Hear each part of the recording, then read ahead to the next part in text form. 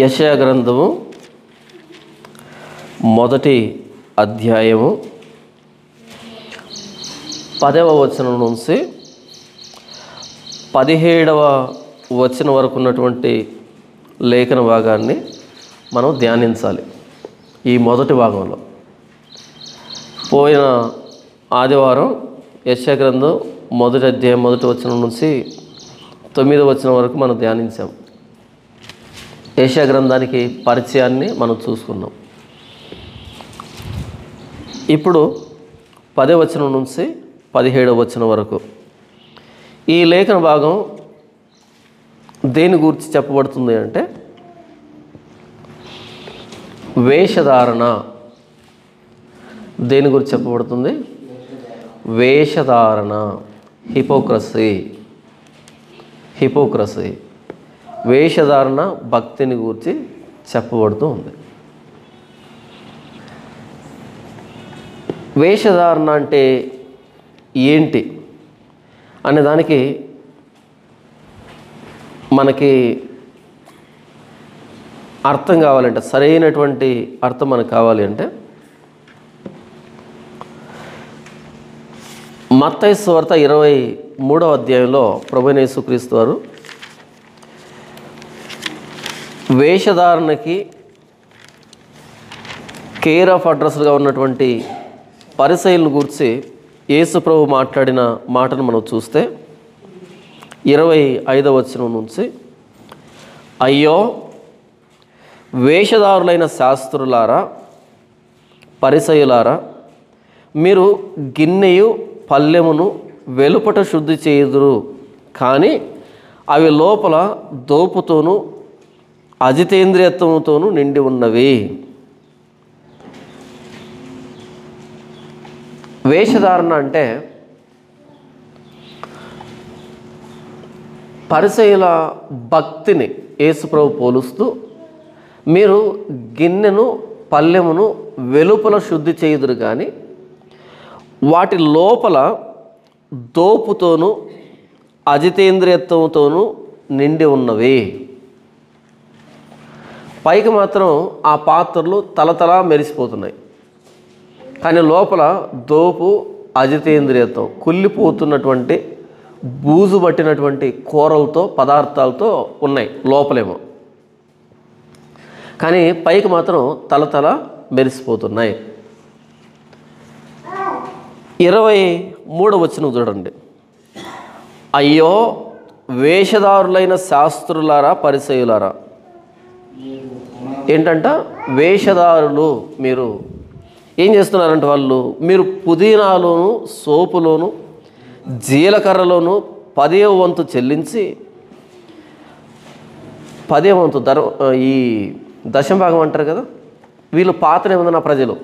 అప్పటి ఇంకా యేసుప్రభు ప్రాణం పెట్టలే, నూతన నిబంధన సంఘం, క్రొత్త నిబంధన సంఘం ప్రారంభం కాలే. అది ఎక్కడ ప్రారంభమైంది? పెంతెకొస్తు పండుగ దినాన ప్రారంభమైంది. అపోస్తలుల కార్యములు 2వ అధ్యాయంలో ప్రారంభమవుతుంది. చాలామంది కొత్త నిబంధన అనగానే ఇక మత్తయి సువార్త నుంచి మొదలుపెట్టి ఇదంతా కొత్త నిబంధన. ఎస్, అది కొత్త నిబంధన బోధ అక్కడి నుంచి. కానీ నిబంధన ఎప్పుడు మారింది అంటే, ఇది నా రక్తము వలనైన క్రొత్త నిబంధన. అంతేనా? ఒక రాజకీయ పార్టీ ఎప్పటి నుంచి ప్రారంభమవుతుందంటే, ఇక ఎలక్షన్ వస్తుంది, ఎలక్షన్ దగ్గరలో ఉంది అన్నప్పుడు సమాజంలో తిరగడం ప్రారంభమవుతారు, ప్రశ్నించడం అధికారంలో ఉన్నటువంటి పార్టీని, ప్రజల పరిస్థితులను గూర్చి, వారి ప్రతికూల పరిస్థితులను గూర్చి, కష్టాలను గూర్చి వారిని పరామర్శించడం, లేదా ప్రజలకి ఏమైనా మేలు చేయడం, ఇలాంటి కొన్ని కార్యక్రమాల ద్వారా సమాజంలో తిరుగుతూ ఉంటారు. అంటే వాళ్ళు అధికారంలోకి వచ్చినట్టు కాదు, అధికారంలోనికి వస్తాము మనమే, వస్తే మన పరిపాలన ఇలాగ ఉంటుంది అని చెప్పేటువంటి పరిస్థితి అది. ఇక ఎలక్షన్ దగ్గరకు వచ్చింది అనగా పెద్ద మహాసభ ఒకటి పెడతారు. చాలా పెద్ద సభ పెడతారు. ఆ చుట్టుపక్కల అందరూ వచ్చేటట్టుగా పెద్ద సభ ఒకటి పెడతారు. ఆ సభలో ఏం చేస్తారు అంటే మేనిఫెస్టో, ఏంటంట మేనిఫెస్టో, లేకపోతే మన పార్టీ అజెండా ఏంటి, మనం ఏం చేస్తామనే దానికి చెబుతారు. మేము వస్తే అది చేస్తాం, ఇది చేస్తాం, అది చేస్తాం, చాలా చెప్తారు కదా. ఆ పార్టీ మేనిఫెస్టో ప్రకటించడం అయిపోయిన వెంటనే ఏంటి చేయలేదంటే కుదరదు. దాన్ని ఎందుకు చదివి వినిపించారంటే, మీరు మమ్మల్ని గెలిపిస్తే ఇవి చేస్తాం, ఎలక్షన్ రావాలి, అందులో గెలవాలి, గెలిచిన తర్వాత మరలా వాళ్ళంతా పార్టీలో సెటిల్ కావాలి, తర్వాత ఇవి ప్రారంభమవుతాయి కదా. అలాగే మలాకి తర్వాత ప్రభువైన యేసుక్రీస్తు క్రొత్త నిబంధన సంఘానికి సంబంధించిన మేనిఫెస్టో ఎక్స్ప్లెయిన్ చేశాడు. క్రొత్త నిబంధన సంఘం ఎలాగుంటుంది అనే దాన్ని చెప్పాడు. అయితే నిజంగా ఆ సంఘం ఎప్పుడు ప్రారంభమైంది? ఇది నా రక్తము వలనైన క్రొత్త నిబంధన. ఆయన రక్తం చిందించి సమాధి చేయబడి పునరుద్ధానుడై తిరిగి లేచి అటు తర్వాత 50వ రోజుకి పెంతెకొస్తు పండుగ దినాన పరిశుద్ధాత్మ దేవుడు ఈ లోకానికి వచ్చి ఆయన అపోస్తుల ద్వారా 3000 మందిని మొట్టమొదట సంఘంలోనికి ఆహ్వానించడం ద్వారా సంఘం ప్రారంభమైంది. ఇదంతా నేను చెప్పాను నేను. ఇక్కడ యేసు ప్రభు 10వ వంతు అన్నాడు కాబట్టి, దశంభాగం అన్నాడు కాబట్టి, చూసారా యేసు ప్రభు కూడా దశంభాగం గురించి చెప్పాడు అని అంటారని చెప్పాను. ఇదంతా వాళ్ళు పాత నిబంధన ప్రజలు అనేదానికి. వాళ్ళు పుదీనాలోను, సోపులోను, జీలకర్రలోను 10వ వంతు చెల్లించి దశంభాగం వెయిట్లో ఇస్తున్నారంట. అన్నీ ఇస్తున్నారు. అయితే ఎక్కడ దాకా వచ్చారంటే వాళ్ళు దశంభాగం ఇచ్చేదానికి, పుదీనా అంటే మన పెరట్లో మొలిచేటువంటి చిన్న మొక్క. పుదీనా మొక్క చూసారు ఎప్పుడైనా? ఇంత ఎత్తేం పెరగదు, అది చిన్న గుబురుగా పెరుగుతుంది, చిన్న చిన్న మొక్క. పెరట్లో పెరిగేటువంటి చిన్న మొక్కను కూడా అంత పెరిగితే దాంట్లో 2 రెమ్మల కొమ్మల 2 రెమ్మలు తీసుకొచ్చి ఇస్తున్నారు. ఏంటి ఈ చిన్న తీసుకొచ్చారంటే 10వ వంతు అండి, దేవుడు చెప్పాడు కదా. అంటే అక్కడ కూడా నమ్మకం ఉన్నారనమాట. ఇంకా చూడండి, సోపు అంటే ఏంటి? బాత్రూంలో రుద్దుకునేది కాదు, ఇంగ్లీష్ సోపు కాదు, తెలుగులో సోపు అంటే ఏంటంటే మనం హోటల్కి వెళ్ళి భోంచేసిన తర్వాత ఆ బిల్లు కట్టే దగ్గర కప్పులో పెట్టుంటారే, అలా నోట్లో వేసుకుంటామే అవి. ఎందుకు సోపు అంటున్నాడు? సన్న గింజలు, అవి సన్న గింజలు అన్నమాట. అవి కూడా అన్ని పట్టుకొచ్చారు. ఎందుకంటే మరి ఇవి కూడా పండే కదండి. అబ్బో ఎంత నమ్మకత్వమో. తర్వాత జీలకర్ర, అది కూడా సన్నగా ఉంటుంది జీలకర్ర అంటే, అవి కూడా అన్ని పట్టుకొచ్చారు. ఇది ఎందుకంటే ఇవి కూడా పండే కదండి, ఇవ్వకపోతే దేవుడు ఒప్పుకుంటాడు చెప్పండి. అబ్బో అంటే ప్రతి చిన్న విషయం కూడా చాలా నమ్మకం ఉన్నారనమాట. అసలు నమ్మకత్వానికి మారుపేరు అనేటట్టు ఉన్నారనమాట. అయితే ఏం చేశారు చూడండి, 10వ వంతు చెల్లించి ధర్మశాస్త్రములో ప్రధానమైన విషయాలని అనగా న్యాయమును, కనికరమును, విశ్వాసమును విడిచిపెట్టితిరి. ఏం వదిలిపెట్టారంట? చిన్న చిన్నవన్నీ తీసుకొచ్చి ఇచ్చి పెద్ద న్యాయము, కనికరం, విశ్వాసం వీటిని గాలికి వదిలిపెట్టేశారు. అసలు దేవుడు చెప్పింది ఇవి పాటిస్తూ ఇవి చేయాలి. అసలు పెద్దవాటిని వదిలిపెట్టేసి చిన్నవాటిని పట్టుకున్నారు. దీన్ని మనకు అర్థం చేయించడానికి యేసుప్రభు అంటున్నాడు 24వ వచనం, అందులైన మార్గదర్శకులారా, దోమ లేకుండానట్లు వడియగట్టి ఒంటెను దిగమింగువారు మీరే. దోమ లేకుండా వడియగట్టి ఒంటెను మృంగువారు మీరే. ఎలా పోలుస్తున్నాడు అంటే, ఒంటె అంటే ఇక్కడ న్యాయము, కనికరము, విశ్వాసం పెద్దవి, ధర్మశాస్త్రం ప్రధానమైనవి. చిన్నవంటే దోమ. మనం లేవీయ కాండం చదివినప్పుడు అక్కడ ఏ జంతువుల్ని తినాలి, ఏ జంతువులను తినకూడదు అనేటువంటి లిస్ట్ ఉంది. ఆ లిస్టులో, కీటకాల లిస్టులో దోమలు ఉన్నాయి. ఆ కీటకాల లిస్టులో దోమలు ఉన్నాయి. తినకూడదు వాటిని అనేటట్టు. జంతువుల లిస్టులో ఒంటె ఉంది. అంటే కీటకాల లిస్టులో చిన్న లిస్టులో ఆ చిన్న వాటి విషయంలో దోమ ఉంది. పెద్ద పెద్ద జంతువులు ఉన్నాయి కదా, వాటి విషయంలో ఏముంది? ఒంటె ఉంది. ఒంటెని తినకూడదు. రెండు ఉన్నాయి, ఒంటెని తినకూడదు, దోమను కూడా తినకూడదు.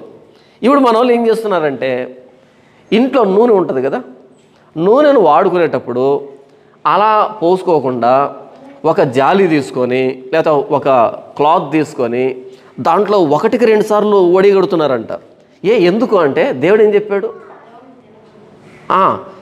కొన్ని కీటకాలను తినొద్దు అన్నాడు కదా, ఏమో పొరపాట్లు దోమ ఉంటుందేమో. అలా దోమను తిన్నప్పుడు దేవుడు ఆజ్ఞ అతిక్రమించినట్టు కదా అని వడిగడుతున్నారు. మంచోళ్ళే కదా, మంచోళ్ళు. కానీ దేన్ని మింగుతున్నారంట? ఒంటెను మింగేస్తున్నారంట. అంటే దోమను వడిగట్టి ఒంటెను మింగుతున్నారు. ఇప్పుడు చెప్పండి, ఏది పెద్ద విషయం? కానీ చూసే వాళ్ళకేమో దోమ దగ్గర కూడా ఎంత జాగ్రత్తగా ఉన్నాడంటే ఇక ఒంటెలు పెద్ద వాటిని అసలు చూడకూడదు చూడడేమో అని అనుకుంటాం. కానీ మింగుతున్నది మాత్రం ఒంటెను ఏకంగా మింగేస్తున్నాడు. కోసుకొని తింటాం లేదంట, ఏకంగా మింగేస్తున్నాడు అంట. అంటే యేసు ప్రభు వారి విధానాన్ని, వారి పద్ధతిని ఎంత అద్భుతంగా వర్ణిస్తున్నాడు అంటే, చిన్నవి ప్రజలకు చూపించి, అమ్మో ఈయన ఎంత చిన్న దగ్గర కూడా ఇంత జాగ్రత్తగా ఉన్నాడు అంటే పెద్ద విషయాలు అసలు చేయడు అనేటట్టుగా చూపించి, కానీ ఒంటెను దిగమింగే అంత పరిస్థితిలో ఉన్నారు మీరు. దీనిని వేషధారణ అని అంటారు. వేషధారణ అంటే వాస్తవానికి ఒకలాగా బ్రతుకుతుంటాం, కానీ బయటికి ఇంకొకటి చూపెడుతూ ఉంటాం. దీనిని వేషధారణ, హిపోక్రసీ అని అంటాం. బ్రతుకుతున్నది ఒకలాగా, కానీ చూపెడుతూ ఉన్నది బయట వాళ్ళకి ఇంకొకలాగా. దీనిని వేషధారణ అని పిలుస్తారు. దీనికి ఇంకొక ఉదాహరణ చెప్తాను. దేవుడు సమూయేలుకి ఒక మాట చెప్పాడు, వెళ్ళి ఆ సౌలుతో ఈ మాట చెప్పు, అమాలేకీయుల మీదకి వెళ్ళి అమాలేకీయులందరినీ సమూల నాశనం చేసి రమ్మను. ఎందుకంటే గతంలో వాళ్ళు మీకు చేసింది మీకు గుర్తు లేకపోయినా నాకు గుర్తుంది. కాబట్టి అమాలేకీయుల్ని పూర్తిగా తుడిచిపెట్టి రావాలి అనే ఆజ్ఞను జారీ చేశాడు. సరేనని సౌలు కూడా బయలుదేరి వెళ్ళాడు. అక్కడికి వెళ్ళి అందరినీ చంపుతూ ఉంటే ఎందుకో కొంతమంది ఆయనకు నచ్చారు. కొన్ని జంతువులు ఆయనకు నచ్చాయి, కొన్ని పశువులు ఆయనకు నచ్చాయి. ఆ మంచి వాటినన్నింటినీ పక్కన పెట్టి ఈయనకు నచ్చనవన్నీ చంపేసి వచ్చాడు. ఇప్పుడు సమయాలు వచ్చాడు. సౌలు అంతా ఓకేనా, అంతా సవ్యంగా జరిగిందా? సవ్యంగానే జరిగింది. అందరిని చంపావా? అందరిని చంపాను. చంపలేదని చెప్పొచ్చుగా ముందే. చంపలేదు, కొన్ని తీసుకొచ్చాను, అవి ఎందుకో బలిష్టంగా పుష్టిగా అందంగా కనిపించే, చంపడానికి మనసు రాలేదు, దేవుడి కంటే మనసు లేక కఠినాత్ముడై అన్నీ చంపమన్నాడు. కానీ అక్కడ వెళ్ళి చూసిన తర్వాత ఎంత జాలి అనిపించింది అనేటట్టుగా చెప్పొచ్చు కదా. చెప్పలే, అన్నీ చంపాను, అందరిని చంపేశాను. అసలు ఏం చెప్పావో యాజ్ ఇట్ ఈజ్ ఫాలో అయ్యాను అనగానే, అవునా మరైతే ఏదో రంకెలు కేకలు అరుపులు వినపడుతున్నాయి అవేంటి అని అన్నాడు. తెలిసిపోయిందని, ఇప్పుడు కూడా దాచిపెడితే బాగోదని. అవి ఎందుకు తెచ్చానంటే యెహోవాకు బలి అర్పించడానికి. ఎందుకు తెచ్చాడంట? అవి నా కోసం తెచ్చుకున్నది కాదు, యెహోవాకు బలి అర్పించడానికి చెప్పి. ఇప్పుడు నిజంగానే యెహోవా కోసం తెచ్చుంటాడా? మరి యెహోవా కోసం తెస్తే సమూయేలు రాకముందే మొదలుపెట్టి ఉండొచ్చు కదా బలి అర్పించే కార్యక్రమాన్ని. లేకపోతే సమూయేలు రాకముందే, ఆయన అడక్కముందే చెప్పొచ్చు కదా, అన్నీ చంపలేదు, కొన్ని యెహోవా కోసం తీసుకొచ్చే ముందుగానే చెప్పొచ్చు కదా. ఆ రంకెలు కేకలు విన్న తర్వాత, ఆ అరుపులు ఏంటని అడిగిన తర్వాత అప్పుడు ఎందుకు చెప్పడం? అంటే తెచ్చింది యెహోవా కోసం కాదనమాట. ఎవరి కోసం తెచ్చుంటాడు? ఆయన కోసం తెచ్చుకున్నాడు. దీనిని వేషధారణ అని పిలుస్తారు. దేవుడు ఒకటి చేయమంటే ఇంకొకటి చేయడం, తెచ్చుకున్నది తన కోసం అయితే దేవుడి కోసం అని చెప్పడం. ఇక 3వ సందర్భం కొత్త నిబంధనలు ఏంటంటే, బర్నబా అనేటువంటి వ్యక్తి తన ఆస్తిని అమ్మి అపోస్తలుల పాదం దగ్గర పెట్టాడు. ఎందుకు ఇంత ఆస్తిని తీసుకొచ్చి ఇంత డబ్బును తీసుకొచ్చి పెట్టావంటే వెంటనే బర్నబా చెప్పాడు, సంఘంలో చాలామంది లేని వాళ్ళు ఉన్నారు కదా, నాకు ఇంత ఆస్తి ఉంది కదా, ప్రభువైన యేసుక్రీస్తు నా కోసం శిలువలో ప్రాణం పెట్టాడు కాబట్టి ఆయన పేరిట రక్షింపబడిన సంఘంలో కొరత ఉన్నప్పుడు నేను సమృద్ధిగా ఎలా అనుభవించాలి, సమృద్ధిగా ఎలా తినాలి, కాబట్టి సంఘం అంతా కడుపు నిండా తినడమే నేను తిన్నట్టు లెక్క. ఇదిగో ఈ ఆస్తి తీసుకొని సంఘంలో హెచ్చు తగ్గులు కలిగిన వారికి అందేటట్టు చూడండి, పరిచర్య కోసం వాడండి అని ఆస్తిని పెట్టాడు. అలా చెబుతూ ఉన్నప్పుడు పేతురు ముఖంలో సంతోషం, అపోస్తలుల ముఖంలో సంతోషం. ఇది కదా నూతన సృష్టి అంటే, ఇది కదా మారు మనసు పొందినటువంటి స్థితి అంటే. ఎందుకంటే స్వార్థం పోయింది, సంఘం పట్ల ఆలోచన పెరిగింది, పరిచర్య పట్ల బాధ్యత పెరిగింది అని వాళ్ళు సంతోషపడ్డారు. ఇది కదా సువార్తకు ప్రతిఫలం అనుకున్నారు. దాన్ని గమనించారు. ఆ పక్కనే ఉన్నటువంటి అననీయ సప్పీరా అనేటువంటి వ్యక్తిని ఇద్దరు చూశారు. ఆహా, అంటే అపోస్తలులు ఎప్పుడు సంతోషపడుతున్నారు? వాస్తవానికి డబ్బు ఇచ్చేప్పుడు వాళ్ళు సంతోషపడలే, వాళ్ళ ప్రవర్తన, వాళ్ళ రూపాంతరం చూసి సంతోషపడ్డారు. వీళ్ళు డబ్బును చూసి సంతోషపడలే, వాళ్ళు రూపాంతరం చెందినటువంటి పరిస్థితిని. అంతకుముందు యేసుప్రభు కంటే ముందు రూపాయి కూడబెట్టుకునేటువంటి స్థితి. ఎప్పుడైతే యేసుప్రభు నమ్ముకున్నారో సంఘాన్ని గురించి ఆలోచించడం, పరిచర్య గురించి ఆలోచించడం. ఇప్పుడు నేను ఆస్తిని నమ్మి తీసుకున్నాను నేను చెప్పట్లే మీకు, నేను అక్కడ జరిగిన విషయాన్ని చెప్తున్నాను. కూడబెట్టడం తప్పేం కాదు, ఆస్తి ఉండడం తప్పు కాదు, బ్యాంక్ బ్యాలెన్స్ ఉండడం తప్పు కాదు, కానీ మనసంతా దాని మీదే ఉండడం తప్పు. రూపాయి కూడబెట్టుకోవడం పాపం అని చెప్పట్లేదు. ఎందుకంటే మన వాళ్ళతో వచ్చిన సమస్య ఏంటంటే, ఈ మాట చెప్పామనుకో, అన్న చెప్పాడు కదా, ఇక కూడబెట్టడం మహాపాపం అంట, మేము కూడబెట్టాం. ఆస్తి ఉంటే మహాపాపం అంటే ఏది తీసుకున్నా సరే ఎక్స్ట్రీమ్గా ఆలోచిస్తారు అంతే. నచ్చితే నెత్తిన పెట్టుకుంటాం, నచ్చకపోతే పాతాలను దొక్కేస్తాం. ఈ మధ్యలో కూడా స్థలం ఉంటుందని తెలియదు మనకి. ఉంటే ఇక్కడైనా ఉండాలి, లేకపోతే ఇక్కడైనా ఉండాలి, కాదు ఈ మధ్యలో కూడా ఉండొచ్చు కదా. అలా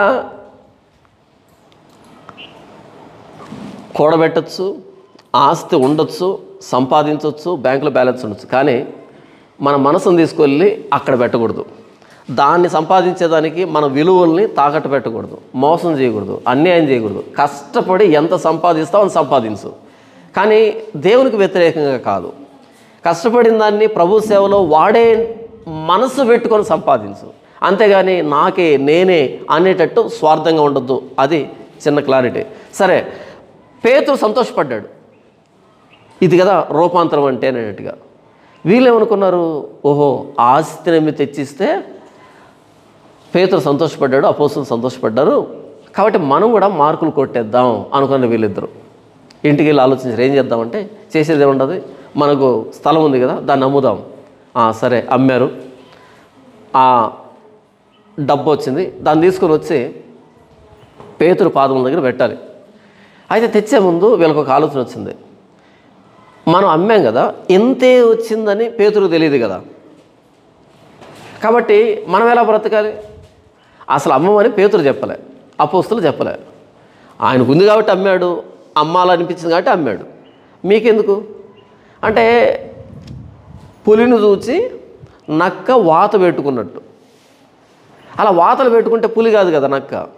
అలా కాపీ కొట్టడం, స్వతహాగా మనకేం అనిపించదో, పక్కన వాళ్ళు చేస్తుంటే చూసి దాన్ని చూసి మనం చేయడం. ఎప్పుడు అలా ఉండకూడదు. మనకు అనిపిస్తేనే చేయాలి, ప్రభువు ప్రేరేపిస్తేనే చేయాలి.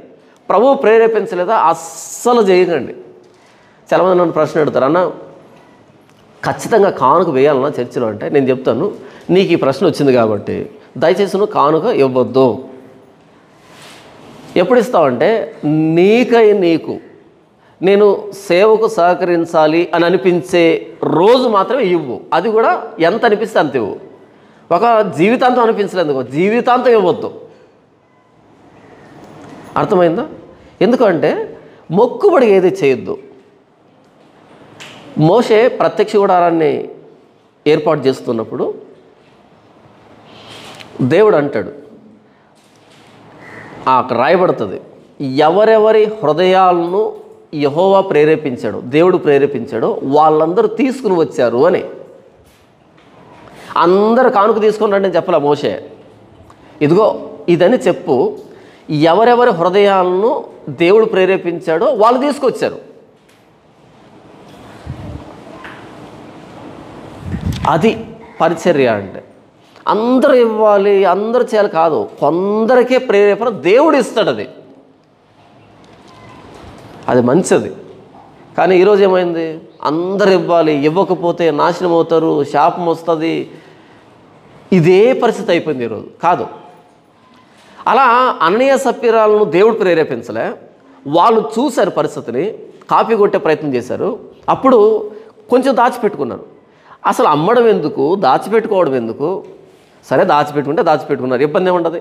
అక్కడికి వచ్చారు, పేతురు అడిగాడు, ఇంతకే అమ్మారా అనగానే, లేదండి 1,00,000 రూపాయలకి అమ్మాము, అయితే పిల్లలకి చదువులు పాడు ఉన్నాయి కదా, మేము కూడా బ్రతకాలి కదా, కాబట్టి 50,000 పక్కన పెట్టుకున్నాం, 50,000 తెచ్చామండి అనగానే, ఎందుకు 50,000 తెచ్చారని పేతురు అడుగుతాడా? అడగడు. ఆయనకు కావాల్సింది ఏంటి? ట్రాన్స్పరెన్సీ, ఆ స్పష్టత కావాలి, అంతేగాని డబ్బు కదా ఆయన కావాల్సింది. వీళ్ళు ఏమన్నారు, అననీయ ఏమన్నాడు, లేదు ఇంతకే అమ్మాం అనగానే, ఎందుకు మీరు దేవుణ్ణి మోసం చేశారు? ఎందుకు మీరు అబద్ధం చెప్పారు? పరిశుద్ధాత్మ దేవుణ్ణి మోసం చేసే ప్రయత్నం చేశారు. మనుషులతో కాదు మీరు అబద్ధం చెప్తూ ఉన్నది, దేవునితో. వెంటనే పేతురు పాదాల దగ్గర పడి ప్రాణం విడిచాడు. స్పాట్ డెడ్ అంతే. పడుచు వాళ్ళు వచ్చారు, మోసుకొని వెళ్ళారు, పాతి పెట్టారు. పాతి పెట్టి అలా వస్తున్నారు మరలా. ఈలోపు చాలాసేపు ఎదురు చూసింది, ఇంటికి వస్తాడు భర్త అని. రాలే. సరేనని ఈవిడ వచ్చింది, పేతురు గారు మా భర్త వచ్చాడు కదా, ఇంకా ఇంటికి రాలేదు, కానుక ఇచ్చి వస్తా అని చెప్పి వచ్చాడు. పేతురు అన్నాడు, సరే అది కాసేపు పక్కన పెట్టి, ఇంతకు ఆస్తిని ఇంతకే అమ్మారా? ఈవిడేమనాలి, లేదు పేతురు గారు ఇంతకు అమ్మాం, ఇంత పక్కన పెట్టుకున్నాం అని చెప్పాలి. ఈవిడేమంది, మా భర్త చెప్పాడు కదండి, అంతేనండి, రూపాయి అటు లేదు, రూపాయి ఇటు లేదు. వెంటనే ఈవిడ ప్రాణం కూడా పోయింది. దీన్ని ఏమంటారంటే వేషధారణ అని పిలుస్తారు. రియాలిటీ ఒకటి, కానీ బయటకు కనబరుచుకునేది ఇంకొకటి. వీళ్ళకి అమ్మాలని లేదు కానీ అమ్మారు, చేయాలని లేదు కానీ చేసేటువంటి దాన్ని కనబరుచుకున్నారు, తత్ఫలితంగా ప్రాణం పోయింది. వేషధారణ అంటే మనం ఏమి అవునో అలా కాకుండా ఇంకొకలాగా చూపించడం. నా లోపల ఒకటి ఉంటుంది, బయట ఇంకోలా ప్రవర్తిస్తుంది. లోపలి జీవితానికి బయట జీవితానికి సంబంధం లేకుండా ఉంటే దాన్ని వేషధారణ అని పిలుస్తాం. అప్పుడప్పుడు పగటి వేషగాళ్ళు వస్తారు మన వీధుల్లోకి. ఎలా వస్తారు వాళ్ళు? ఊరిలోనికి వచ్చే కంటే ముందుగా ఊరి శివార్లలో ఎక్కడో కూర్చొని పౌడర్ కొట్టుకొని, ఆ రంగులు పూసుకొని, కిరీటాలు పెట్టుకొని, ఆ వస్త్రాలు ఏవో తగిలించుకొని, తోకలు పెట్టుకొని, ఏదో ఈకలు చెక్కుకొని అలా వస్తారు ఇంటికి. ఒరిజినల్ వాళ్ళు అలా లేరు, వేషం మార్చుకున్నారు. మరలా అంతా తిరిగిన తర్వాత మళ్ళీ బయటికి వెళ్తారు, ఊరి శివారులోకి మొత్తం అన్ని విప్పుతారు, బ్యాగ్లో పెట్టుకుంటారు, మళ్ళీ సంకలో తగిలించుకొని యథావిధిగా వెళ్తూ ఉంటారు. వాళ్ళు గుర్తుపట్టలేవు, దాన్ని వేషధారణ, వేషం వేశారు. ఇప్పుడు యెషయా గ్రంథం 1వ అధ్యాయము 10వ వచనం నుంచి 17వ వచనం వరకు ఇశ్రాయేలీల వేషధారణ భక్తి, వేషధారణ భక్తి, మొక్కుబడి భక్తి, విగ్రహారాధన భక్తి, మోసపూరితమైనటువంటి భక్తి. చూద్దాం 10వ వచనం. సొదొమ న్యాయాధిపతులారా యెహోవా మాట ఆలకించుడే, గొమొర్రా జనులారా మన దేవుని ఉపదేశమునకు చెవియొగ్గుడి. ఏమని పిలుస్తున్నాడు? వీళ్ళు యూదులు, వీళ్ళని ఏమని పిలవాలి? ఓ యూదులారా అని పిలవాలి. కానీ దేవుడు ఏమని పిలుస్తున్నాడు? సొదొమ న్యాయాధిపతులారా, గొమొర్రా జనులారా. సొదొమ గొమొర్రా అనేటువంటి పట్టణాలు పాపానికి కేరాఫ్ అడ్రస్ అవి, నీచమైనటువంటి జీవితాలకి కేరాఫ్ అడ్రస్ అవి. దేవుని ఉగ్రతకు లోనై బూడిదైపోయినటువంటి పట్టణాలు అవి. వాళ్ళతో పోలుస్తున్నాడు అధిపతుల్ని. సొదొమ న్యాయాధిపతులారా, సొదొమలో న్యాయాధిపతులు ఎలాగున్నారో మీరు అలాగే ఉన్నారు. పొగట్టం నగలనే. కానీ మనం ఏం చేస్తాం ఈరోజు 2025లో? దేశ విదేశాల్లో వాడబడుతున్న గొప్ప దైవజనుడు అని అంటాం. కానీ యేసు ప్రభు కానీ, బైబిల్ కానీ, ప్రవక్తలు కానీ పొరపాటున మోమాటానికి కూడా ఆ మాటలు ప్రయోగించలే. ఆ రోజు హేరోదు పరిపాలిస్తున్నాడు కదా, యేసు ప్రభు అన్నాడు, హేరోద్ అనే ఆ నక్కతో ఇలా చెప్పండి అని అన్నాడు. నక్కేంటి? రెస్పెక్ట్ లేదా? నక్కలకు రెస్పెక్ట్ ఎందుకు? నక్కను నక్క అనడమే రెస్పెక్ట్. నక్కను పంది అంటే రెస్పెక్టా చెప్పండి కదా? నక్కను నక్క అనాలి. ఆ నక్క క్యారెక్టర్ మిగతా వాళ్ళు తెలియకపోవచ్చు, యేసుప్రభువు తెలుసు. కాబట్టి నక్కను నక్క అనడం రెస్పెక్ట్. అది కుక్కను కుక్క అనడం రెస్పెక్ట్. అయ్యో అంధులైన మార్గదర్శకులారా అంటే అర్థం ఏంటి? గుడ్డోళ్ళారా అని పిలిచాడు. అలా పిలవచ్చా? మరి వాళ్ళు నిజంగా గుడ్డోళ్ళే కదా, అంధులైన మార్గదర్శకులు. దేవుడు ఎప్పుడు కూడా వాళ్ళు ఏమై ఉన్నారో వాళ్ళను అలాగే సంబోధించాడు. వాళ్ళు ఏమై ఉన్నారో వాళ్ళను అలాగే సంబోధించాడు. మనం కూడా సంబోధించేటప్పుడు వాళ్ళు ఏమై ఉన్నారో వాళ్ళను అలాగే సంబోధించాలి. ఉదాహరణకి యెషయా గ్రంథం 56లో ఆయన ఎంత అద్భుతంగా మాట్లాడతారు చూడండి. ఆనాటి వీళ్ళు దైవజనులుగా పిలువబడుతున్న వారిని 56వ అధ్యాయం 10వ వచనం.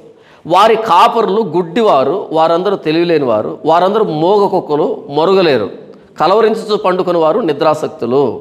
కుక్కలు తిండికి ఆతురపడును, ఎంత తినినను వాటికి తృప్తి లేదు.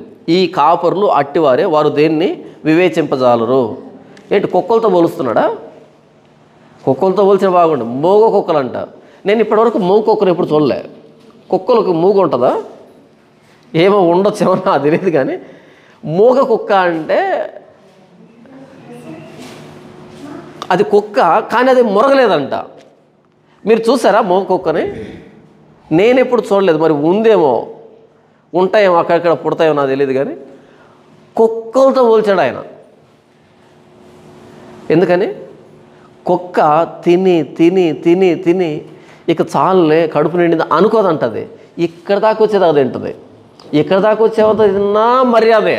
కానీ ఇక్కడ నుంచి బయటపడేంతగా తింటే ఏమనాలి దాన్ని? అందుకే చూడండి కుక్కలు వాంతి చేసుకుంటాయి. తిని తిని తిని వాంతి చేసుకునేంతగా ఎందుకు తింటుందంటే కుక్క. అది ఎంత తినినను వాటికి తృప్తి లేదు అంటున్నారు. అంటే ఈరోజు కూడా అలాగే కనపడుతున్నారు కదా సమాజంలో. ప్రతి సందర్భంలో డబ్బు డబ్బు డబ్బు, ఇవ్వండి ఇవ్వండి ఇవ్వండి ఇవ్వండి అంటున్నారంటే కుక్కలే కదా. కానీ 2025లో ఏమని పిలుస్తున్నారు? దైవజనులు. అది దేశ విదేశాల్లో వాడబడుతున్నా కదా, అడుక్కుంటున్నా. ఇది కరెక్ట్ పదం. దేశ విదేశాల్లో అడుక్కుంటున్నా. ఒక ఆయన ఫారిన్కి వెళ్ళాడు. దేనికి? సేవకి ఫారిన్కి వెళ్ళాడు. ఒక 20 రోజులు ఉన్నాడు. ఇండియాకి వచ్చాడు. అక్కడ ఉన్నటువంటి ఒక వ్యక్తి నాకు ఫోన్ చేసి చెప్పాడు, అన్నా పలానా ఆయన ఫారిన్కి వచ్చాడు కదా, ఆయన ఇక్కడికి వచ్చి చేసింది ఏంటి అంటే ఒక్కో రోజు ఒక్కో ఇంటికి ఒక్కో చర్చికి వెళ్ళడం వాక్యం పేరుతో. అక్కడ వెళ్ళి వాళ్ళని పొగడ్డం. దేవుడు మిమ్మల్ని ఎంత దీవించాడు, ఎంత హెచ్చించాడు, మీకు ఎంత ఘనతనిచ్చాడు, మీరు ఇంత గొప్ప దేశంలోకి అడుగు పెట్టారంటే దేవుడు మీకు ఇచ్చిన కృప కాదా, ఇంత గొప్ప ఉద్యోగం ఇచ్చారంటే దేవుడు కృప కాదా అనేటట్టుగా వారిని పొగడ్డం.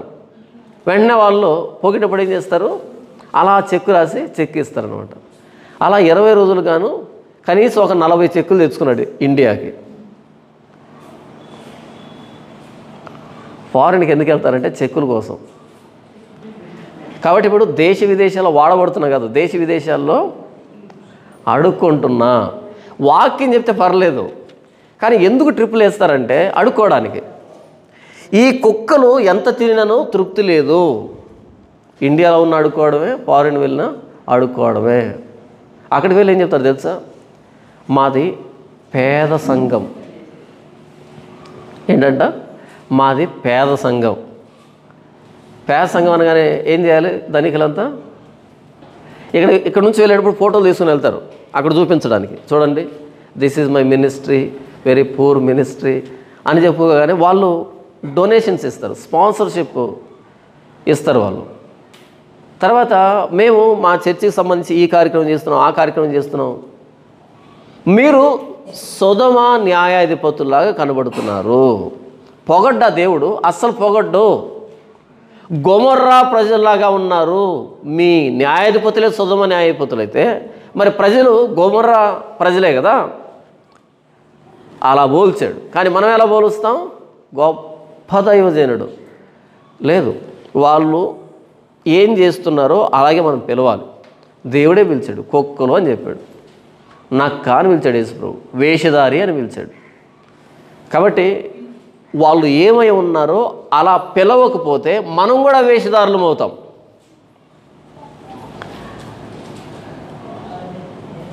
ఈ యూదా న్యాయాధిపతులు ఎలాగున్నారు అంటే సొదొమ న్యాయాధిపతులాగా కనిపించారు. కాబట్టి సొదొమ న్యాయాధిపతులారా సరిపోయింది. అలా కాకుండా వీళ్ళని ఓ మంచి న్యాయాధిపతులారా అంటే కనుక యెషయా వేషధారి అవుతాడు. అలా పిలవకూడదు. గొమొర్రా ప్రజలారా అన్నాడు. అలా కాకుండా ఓ యూదులారా మంచి వాళ్ళరా అని పిలిస్తే కనుక ఈయన వేషధారి అవుతాడు. అందుకే మనం 2వ యోహాను పత్రికను చూసినప్పుడు ఎవడైనా మీ ఇంటికి ఈ బోధన తీసుకొని రాకపోతే వాడికి శుభమని చెప్పొద్దు, వాడిని మీ ఇంట్లో చేర్చుకోవద్దు. అలా మీరు చేర్చుకుంటే వాని దుష్టక్రియల్లో పాలిభాగస్తులు అవుతారు అని చెప్పాడు. ఈ బోధన తీసుకొని రాకపోతే వాడిని మీరు ఇంట్లో పిలిచారనుకో, దాని అర్థం ఏంటి? వాడి దుష్టక్రియల్లో పాలివారు అవుతారు. కాబట్టి మనం బయట అలాగే ఉండాలి, లోపల అలాగే ఉండాలి. మోమాటాన్ని కూడా కొంతమందిని పొగడకూడదు, కొంతమందిని దైవజనులు అని అనకూడదు. అంటే వాళ్ళు చేసే దరిద్రాలన్నీ మనం ఆమోదించినట్టు. అందుకే నేను అలా అన్న, ఎవరిని దైవజనుడు గొప్ప దైవజనుడు నేను పిలవను అలా. సొదొమ న్యాయాధిపతులారా యెహోవా మాట ఆలకించుడి, గొమొర్రా జనులారా మన దేవుని ఉపదేశమునకు చెవియొగ్గుడి. ఇంతకేం చెప్తున్నాడు ఆయన? 11వ వచనం, యెహోవా సెలవిచ్చిన మాట ఇదే, విస్తారమైన మీ బలులు నాకేలా, దహన బలులకు పొట్టేలను బాగుగా మేపిన దూడల క్రొవ్వును నాకు వెక్కసమాయను. కోడల రక్తమందైనను, గొర్రెపిల్లల రక్తమందైనను, మేకపోతుల రక్తమందైనను నాకు ఇష్టం లేదు. నా సన్నిధిని కనబడవలనని మీరు వచ్చుచున్నారే, నా ఆవరణములను త్రొక్కుటకు మిమ్మును రమ్మన్నవాడు ఎవడు? మీ నైవేద్యము వ్యర్థము, అది నాకు అసహ్యము పుట్టించు ధూపార్పణము. దానినికను తేకుడే. అమావాస్యయు విశ్రాంతి దినమును సమాజకూట ప్రకటనయు జరుగుతున్నవి. పాపులు గుంపు కూడిన ఉత్సవ సమాజమును నేను ఓర్చజాలను. మీ అమావాస్య ఉత్సవములను నియామక కాలములను నాకు హేయములు, అవి నాకు బాధాకరములు. వాటిని సహింపలేక విసికి ఉన్నాను. ఇది ఆయన చెప్తున్నది. Empty religion. ఎంప్టీ రిలీజియన్ అంటే ఖాళీ, శూన్యమైనటువంటి భక్తి, ఖాళీ భక్తి. పైన మేఘాలు పోతుంటాయి తెల్లగా, క్యూములోనింబస్ క్లౌడ్స్ ఉంటారు కదా, పెద్ద పెద్ద పెద్ద పెద్ద మేఘాలు ఉంటాయి, పర్వతాల్లాగా ఉంటాయి. చొక్క నీళ్ళు ఉన్న లోపల చూసి ఫోటో తీసుకోవడానికి తప్ప ఎందుకు పనికిరావు. నిర్జల మేఘములు అని రాస్తాడు యోధా. మేఘాలు ఏం చేయాలి? నీటిని పట్టుకొచ్చి మనకి ఇవ్వాలి వర్షం రూపంలో. కానీ ఒక చుక్క నీళ్ళు లేవనుకో, అంత పొగే అనుకో, ఎవరికి ఉపయోగం దానివల్ల? చుక్క నీళ్లు విదల్చదు కిందికి. ఆ మేఘం వల్ల ఎవరికి ఉపయోగం? దేనికి ఉపయోగం? అక్క అనుకున్న రాత్రి నేను ఫోన్ చేయగానే ఏదో తేడా జరిగిందని.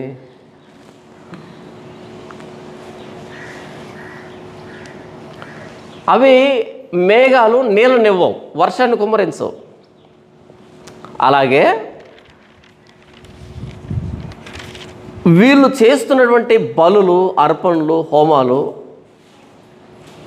దేవుడికి ఎలా కనిపిస్తున్నాయంటే అసహ్యాన్ని పుట్టిస్తున్నాయి, హేయములుగా అనిపిస్తున్నాయి, వ్యర్థంగా అనిపిస్తున్నాయి. ఆయన అంటాడు 13వ వచనం, మీ నైవేద్యము వ్యర్థము, అది నాకు అసహ్యము పుట్టించు ధూపార్పణము. మనం ఎక్కడ నోవహు బలి అర్పిస్తాడు, దహన బలి, జలప్రలయం తర్వాత అక్కడ ఏం చూస్తామంటే అప్పుడు యెహోవా ఇంపైన సువాసన ఆఘ్రానించి అని అంటాడు. అంటే ఆయన అర్పించినటువంటి దహన బలి సువాసన, ఇంపైన సువాసన, అంత ఆమోదయోగ్యంగా అనిపించింది ఆయన అర్పించింది. కానీ ఇక్కడేమంటున్నాడు, మీ నైవేద్యం వ్యర్థము, అది నాకు అసహ్యము పుట్టించు ధూపార్పణము. ధూపం అంటే పొగ, వీళ్ళు అర్పించే అర్పణం నుంచి వచ్చేటువంటి పొగ ఎలా ఉందంటే ఆయనకి అసహ్యం. కానీ వీళ్ళు ఏం చేస్తున్నారు, పస్కా పండుగ, ఆ పండుగ, ఈ పండుగ పేరుతో కొన్ని వేల పశువులను వధించి ధూపం వేస్తున్నారు, దేవుడికి అర్పిస్తున్నారు ఆయనకి. కానీ ఆయన మాత్రం ఇలా ముక్కు మూసి పెట్టుకుంటున్నాడు, అసహ్యం, చిచ్చి అంటున్నాడు ఆయన. కానీ వీళ్ళు ఏమనుకుంటున్నారు, పోయిన సంవత్సరం 5,000 అర్పించామంటే ఈ సంవత్సరం 10,000, అబ్బా ఎంత గ్రాండ్గా జరిగిందో అని వీళ్ళు అంటున్నారు. కానీ ఆయనకి మాత్రం అసహ్యం అనిపిస్తుంది. ఎందుకని చూడండి, విస్తారమైన మీ బలులు నాకేలా, దహన బలులకు పొట్టేలను, బాగుగా మేపిన దూడల క్రొవ్వును నాకు వెక్కసమైంది. కోడెల రక్తమందైనను, గొర్రె పిల్లల రక్తమందైనను, మేకపోతుల రక్తమందైనను నాకు ఇష్టం లేదు. అసలు ఎంత దారుణం కదా ఈ మాట. వీళ్ళేమో విస్తారమైనటువంటి వాటిని వధిస్తూ ఉంటే ఆయనకు మాత్రం వెక్కసమైంది, వద్దు.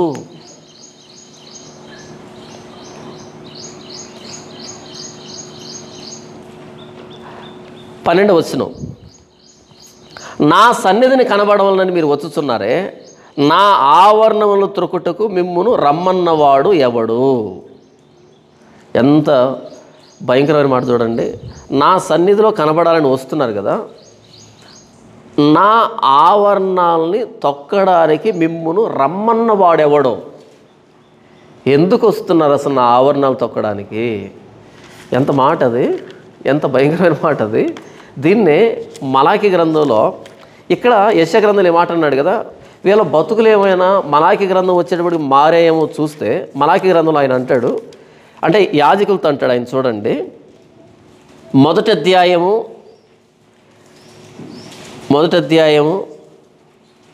10వ వచనం చూడండి.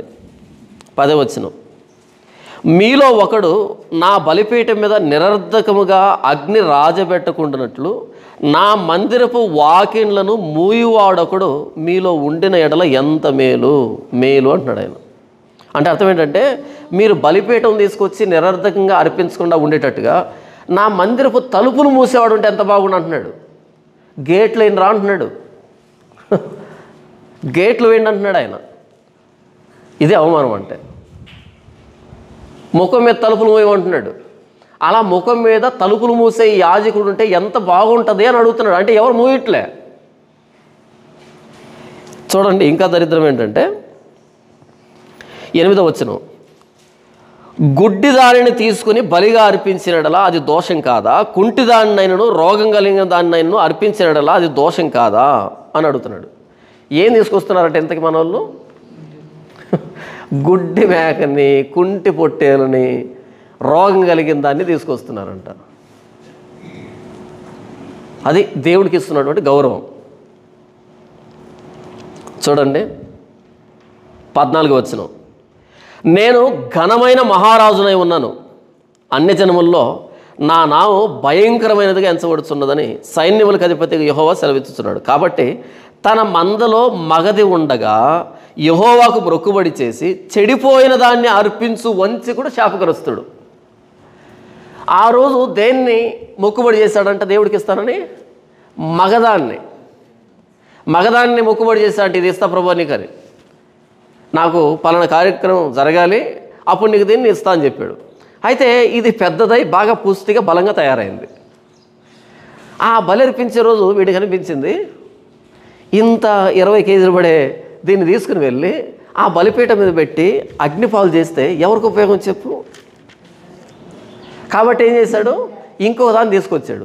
ఇది యాజకుడు తెలియదు కదా, ఆ రోజు మొక్కుబడి చేసింది ఏంటని తెలియదు కదా. ఒకటి మొక్కుబడి చేశాడు, ఇంకో దాన్ని పట్టుకొచ్చాడు. దేన్ని పట్టుకొచ్చాడు? కాలు ఇరిపోయింది పాపం, కుంటుతున్నది, లేకపోతే గుడ్డిది, లేకపోతే రోగంతో ఉన్నది తీసుకొచ్చాడు. మరి దేవుడు తెలీదా? యాజకుడికి తెలీదు, ఓకే. దేవుడికి తెలీదా మనం ఏం మొక్కుబడి చేసామన్నది? ఇది మలాకి గ్రంథం వచ్చేటప్పటికి మన వాళ్ళ పరిస్థితి. యెషయా గ్రంథంలో ఇంత చెప్పినా ఇక్కడే మేలు. ఇక్కడ ఏమన్నాడు ఆయన అంటే, బాగుగా మేపిన దూడల కొవ్వు అన్నాడు. ఇక్కడే నయం, కొంచెం పుష్టిగా ఉండే వాటిని తీసుకొస్తున్నారు. కానీ మలాకి దగ్గరికి వచ్చేటప్పటికి ఇక్కడ చెప్పిన దాన్ని సరి చేసుకోకపోగా అక్కడికి వచ్చేటప్పటికి ఓహో బాగుగా మేపిన దూడల కొవ్వు ఎక్కసమైందంట. ఇప్పుడు ఏం చేద్దాం? కుంటి వాటిని, గుడ్డి వాటిని, రోగం ఉన్న వాటిని తీసుకొద్దాం అనుకున్నారేమో మనసులో తెలియదు. కానీ యాజకులు నిలవబెట్టి దాన్ని పరీక్షించి ఇది దోషం కలిగిందా, కళంకం కలిగిందా అన్నది పరీక్షించి అటు తర్వాత కదా బలి అర్పించాల్సి ఉంది. యాజకులు పని అది కదా. కానీ యాజకులు ఏదో ఒకటి తీసుకున్నాండి, మొఖమాచిపోయి ఉన్నారు తిండికి, ఏదో ఒకటి తీసుకున్నాడు అంతే. తప్పు కదా. యాజకులు పరీక్షించాలి కదా. భోజనానికి లేదని ఏదో ఒకటి తీసుకున్నాండి, అది కుంటుతో గుడ్డుతో తీసుకున్నాండి. మీ స్వార్థం కోసమని ఎందుకని దేవుడు పెట్టిన నియమాన్ని ఉల్లంఘిస్తున్నారు? దీన్ని వేషధారణ. మగదాన్ని దాచిపెట్టి ఇంకొక శాపగ్రస్తమైనదని తీసుకొచ్చి అర్పించేదాన్ని వేషధారణ. ఎంప్టీ రిలీజియన్, శూన్యమైన భక్తి, లోతు తక్కువ భక్తి. అందుకని ఆయన అంటున్నాడు, మీ నైవేద్యం నాకు అసహ్యం పుట్టిస్తుంది. అమావాస్య, విశ్రాంతి దినం, సమాజ కోట ప్రకటన జరుగుతున్నాయి. ప్రతి అమావాస్య కూడుకుంటున్నారంట, ప్రతి విశ్రాంతి దినం కూడుకుంటున్నారంట. సమాజ కోట ప్రకటన అంటే ప్రతి దేవుని నియమించిన నియామక కాలంలో కలుసుకుంటున్నారంట. మరలా స్పెషల్ మీటింగ్లు కూడా పెట్టుకుంటున్నారంట. సమాజ కోట ప్రకటన మనలు పెడుతుంటారే, ఉజ్జీవ కోటములో. మరి ఎవరు ఇచ్చారో ఈ పదాన్ని నాకు తెలియదు, కానీ ఉజ్జీవ కోటములో ఎవరికి ఉజ్జీవం వచ్చేది ఎవరికి తెలుసా? ఆ పెట్టిన ఆయనకి. ఎందుకని? స్పెషల్ కానుకలు వస్తాయి. ఉజ్జీవ కోటాలంటే స్కామ్. అది చాలామంది తెలీదు. ఒక చర్చికి 100 మంది వస్తున్నారు అనుకోండి, మనం ఉజ్జీవ కోటాలు పెడుతున్నాం అని అనగానే దాని అర్థం ఏంటంటే అందరూ రెడీ అవ్వండి అని. నేనేమైనా ఉద్యోగం చేస్తున్నానా, నేనేమైనా పని చేస్తున్నానా, నేను సేవ చేస్తున్నానా, నా దగ్గర డబ్బు ఎలా వస్తుంది? ఉద్యోగ కూటమి పెట్టాలంటే ఎంత అవుతుంది అనుకుంటున్నారు? 5 లక్షలు ఖర్చు అవుతుంది. దాని స్టేజ్ ఎంత అవుతుంది, స్పీకర్కి ఎంత ఇవ్వాలి, లాడ్జ్ ఎంత అవుతుంది, భోజనం ఎంత అవుతుంది, ఇంతమంది వస్తారు, ఇంత అవుతుంది. ఈయన చేసే ఒకే ఒక్క అద్భుతమైన పని ఏంటంటే సంక్రాంతికి సరుకులు లిస్ట్ రాస్తామే, ఆ రేంజ్లో లిస్టు ప్రిపేర్ చేస్తాడు ప్రార్థనాపూర్వకంగా. కష్టమా సులభమా చెప్పండి? చాలా కష్టం. ఎందుకంటే ఒక సామాన్యమైన వ్యక్తికి అందనటువంటి ఆలోచనలు అక్కడ ఉంటాయి. ఎవడు పెట్టమన్నాడు డబ్బు లేనప్పుడు? ఎవడు ఏడ్చాడు డబ్బు లేనప్పుడు? సరే, ఉద్యోగ కూటమికి ఎవడైనా పక్కనోడు వస్తా అంటే పక్కనోడు పొరపాటు కూడా రాడు, వీళ్ళే ఉంటారు అక్కడ. పక్కనోళ్ళు రారు, వీళ్ళే ఉంటారు అక్కడ. మరి లోపల పెట్టుకోవచ్చు కదా, ఇంత ఖర్చు ఉంటుంది కదా. అప్పుడు 5 లక్షలు ఖర్చు అంటారా? మీలాంటి వాళ్ళు ఏం చేస్తారు? అమ్మో 5 లక్షలు ఖర్చు అంట, నేనే పాటి దాన్ని ఒక 10,000 ఇద్దాం, భేద విశ్వాసం కాబట్టి 10,000 ఇద్దాం. ఎంప్లాయీస్ ఉంటారు, వాళ్ళు ఏమనుకుంటారు? ఈ కన్నులంతా వాళ్ళ మీదనే ఉంటాయి. గంగమ్మ కన్నులు దున్నపోతు మీద ఉన్నట్టు ఈ దైవజనుడి కన్నులు ఎవరి మీద ఉంటాయి? ఉద్యోగస్తుల మీద ఉంటాయి. కాబట్టి వాళ్ళ దగ్గర నుంచి ₹1,00,000 ఎక్స్పెక్ట్ చేస్తారు. వాళ్ళు ₹1,00,000 ఇవ్వాలి, ఖచ్చితంగా వస్తారు, వాళ్ళు స్పెషల్ కనిపిస్తారు. ఈయన ఎస్టిమేషన్ వేసింది 5 లక్షలు. మొత్తం ఖర్చు వచ్చేది ఎంత అనుకుంటున్నారు? అక్కడ ఎంత వస్తుంది చెప్పండి ఖర్చు? ₹1,00,000. ఆ ఖర్చు కూడా ఎవరు పెట్టుకుంటారు? వీళ్ళే పెట్టుకుంటారు. అదేంటన్నా 5 లక్షలు ఉన్నప్పుడు 1,00,000 ఎలా వస్తుంది అంటారేమో. చెప్తా వినండి. స్పెషల్గా కానుకిస్తారు, అందరూ ఇస్తారు, ఇవ్వాలి. ఇవ్వకపోతే ఏం చేస్తారు తెలుసా? నాకు సిగ్గు అనిపించింది. మైకులో చెప్తున్నాడు, ఏమా రూతమ్మ ఇవ్వలేదేమి, ఎప్పుడు ఇస్తావు? సరే రేపు ఇస్తావా అని అడుగుతున్నాడు. ఏం దానియేలు తేలేదేంటి, ఆశీర్వాదం వద్దా అని అడుగుతున్నాడు. నాకు సిగ్గు అనిపించింది. అంటే పేర్లు రాసి పెట్టుకున్నాడు 100 మందివి, టిక్కులు కొట్టుకుంటున్నాడు, నంబర్ చదువుతున్నాడు. మరలా పక్కన నేను ప్రసంగం అంతా చేశాను, కూర్చున్నాను, లేచాడు. మత్తయి 5,000, మార్కు 10,000 చదువుతూ ఉండి ఇంకా దానియేలు ఇవ్వలే, ఎప్పుడు ఇస్తావు ఏంటి అని అడుగుతున్నాడు. అంతమందిని అడిగితే పరువు ఉంటుందా? తల తాకట్టు పెట్టైనా తీసుకొచ్చి అది ఇస్తే పోని, ఎందుకంటే పరువు ముఖ్యం కదా మనకి. ఇలా అడుగుతున్నారు. మీకు తెలుసో తెలీదో, పెద్ద పెద్ద మీటింగ్లు అయిపోయిన తర్వాత మీరు చూడండి, లిస్ట్ చదువుతారు. ఈ 0 బల్బుల సెట్ తీసుకొచ్చింది దానియేలు గారు. ఒకసారి ప్రభు పేరట ఆయనకు చప్పట్లు కొట్టండి. అందరు చప్పట్లు కొడతారు ఆయనకి. ఈ 2 సెకండ్ల చప్పట్ల కోసం 0 బల్బు సెట్టు. నాకు అర్థం కాదు ఇదేం ముచ్చటం. తర్వాత మనకి 3 రోజులు నీళ్లు స్పాన్సర్ చేసింది, ఇటు ట్యాంకర్తోనూ ఇటు క్యాన్లతోనూ. పలానా నతనీయులు, చప్పట్లు కొట్టండి, ఈయన చప్పట్లు. తర్వాత ఈ 3 రోజులు మనకి బియ్యం సరఫరా చేసింది, ఆయన చప్పట్లు. తర్వాత మొదటి రోజు చికెన్, రెండో రోజు మటన్, మూడో రోజు ఫిష్, ఆయన చప్పట్లు. అంటే వీళ్ళు స్పెషల్ కానుక ఇస్తారు. ఇటు వచ్చేసింది డబ్బు. ఎంత వచ్చింది చెప్పండి, మరలా ఎంత వచ్చింది చెప్పడం. తర్వాత స్పాన్సర్లు ఉంటాయి. మేము భోజనం, డబ్బు ఇచ్చారు, ప్లస్ భోజనం ఎవరు పెట్టించారు? వీళ్ళే. మేము పాస్టర్ గారిని 3 రోజులు చూసుకుంటాం, ఆయనకు ఫుడ్డు బెడ్ అని మేమే చూసుకుంటాం. ఇది కలిసి వచ్చి ఇది వెళ్ళిపోయిందా? ఇది వెళ్ళిపోయిందా? మేము టెంట్ తీసుకొస్తామండి, అయిపోయిందా? మేము కుర్చీలండి, అయిపోయిందా? మేము స్టేజ్ అండి, అయిపోయిందా? ఈ మొత్తం అంతా కూడా వీళ్ళే స్పాన్సర్ చేశారు. మరలా ఇటు 10,000 ఇచ్చారు, ఇటు దీనికి పెట్టుకున్నారు. అంత పాస్ గారు పెట్టుకోలేడు కదా. ఇది వీళ్ళ ఫీలింగు. ఇంకో విషయం చెప్పమంటారా? ఇంకొంతమంది ముందుకు వచ్చారు. అయ్యగారికి, అమ్మగారికి, పిల్లలకి 3 రోజులకి బట్టలు పెడతారు. మీరు ఆరాధేయండి. ఇవన్నీ చూసి విసుగొచ్చేసాను నాకు. నేనేం చెప్తాను ఇంతకీ? ఇది ఉజ్జీవ సభలోని అంతరార్థం. ఆ ఉజ్జీవ సభ అయిపోయిన తర్వాత ఉజ్జీవం వచ్చేది ఎవరికి రా అంటే పెట్టినోడికి. ఊపిరి పోయేది ఎవరికి రా అంటే ఈ సంఘస్థులకి. సంవత్సరం అంతా కూడా పెట్టుకున్నది అంత ఊడిపోతుంది, ఉండదు. లేకపోతే పెళ్ళిళ్ళు సంబంధాలు చూడడం ఇవ్వకపోతే, లేకపోతే ఇంటికి రాడు, లేకపోతే బర్త్డేలు జరగవు, లేకపోతే సత్యంలో జరగవు, లేకపోతే ఇంటికి రాడు, అలుగుతాడు. ఎందుకు వచ్చిన కర్మ, అదేదో ఇద్దామని. ఈ ఉద్యోగ సభలు కూడా సంవత్సరానికి ఒకసారి పెట్టరు, సంవత్సరానికి 3 సార్లు పెడతారు వీళ్ళకు ఉద్యోగం. నేను ఎందుకు చెప్పాను ఏంటంటే సమాజ కూట ప్రకటన. ఇప్పుడు చెప్పండి, ఇలాంటి ఉద్యోగ కూటాల ద్వారా ఎవరికి ఉపయోగం, దేనికి ఉపయోగం? ఇంకొక మాట అసలు మర్చిపోయారు. ఇది లోపల కలెక్షన్ అయిపోయిందా, స్పాన్సర్లు అయిపోయాయా, అన్నీ అయిపోయాయి కదా. మరలా 3 రోజులు కానుక పడతాడు మీటింగుల్లో. ప్రసంగానికి ముందే, మరలా ప్రసంగం అయిపోతే వెళ్ళిపోతారని ప్రసంగానికి ముందే ఇప్పుడు ఒక పాట పాడుతూ ఉంటే మన గుప్పిళ్ళు విప్పి పరిచర్యకు సహకరిద్దాము. మన గుంటూరులో ఒక ఆయన అనౌన్స్మెంట్ ఇస్తున్నాడు, ప్రియులారా చాలా ప్రయాసతో కూడుకున్నటువంటి పరిచర్య ఇది, మీరందరూ గుప్పిలు విప్పాలి, దయచేసి 1000 రూపాయలకు తగ్గకుండా వేయండి అని అడుగుతున్నాడు ఆయన. ఎంత వేయాలంట? ఇంతకుముందు అడుక్కునేవాళ్ళు, అన్న భోజనం చేసి చాలా రోజులైంది అని అడిగేవాళ్ళు. ఇప్పుడేం అడుగుతున్నారు తెలుసా? అన్న 10 రూపాయలు ఇవ్వండి అని అడుగుతున్నారు. రూపాయి 2 రూపాయలు తగలట్లే వాళ్ళు, అన్న 10 రూపాయలు అంటున్నారు. నాకు అనిపించింది ఇక్కడే మన బస్ స్టాండ్ దగ్గర 10 రూపాయల, ఇదేంట్రా నేరుగా వచ్చి 10 రూపాయలు అడుగుతున్నాడు, ఎంత ఇవ్వాలో కూడా అడుగుతున్నాడు. ఇంకో ట్రెండ్ ఏంటి తెలుసా? ఇప్పుడు వాళ్ళు స్కానర్లు పట్టుకొని తిరుగుతున్నారు. చిల్లర లేదంటే స్కాన్ చేయండి అంటున్నారు. నిజంగానే స్కాన్ చేయమని అడుగుతున్నారు, అంత చిన్నది పెట్టుకొని. అప్డేట్ అయ్యారు, ఎందుకంటే చిల్లరలో ఎవరు తీసుకుని వెళ్ళట్లేదు కాబట్టి స్కాన్ చేయండి అని అడుగుతున్నారు. ఏం చేద్దాం?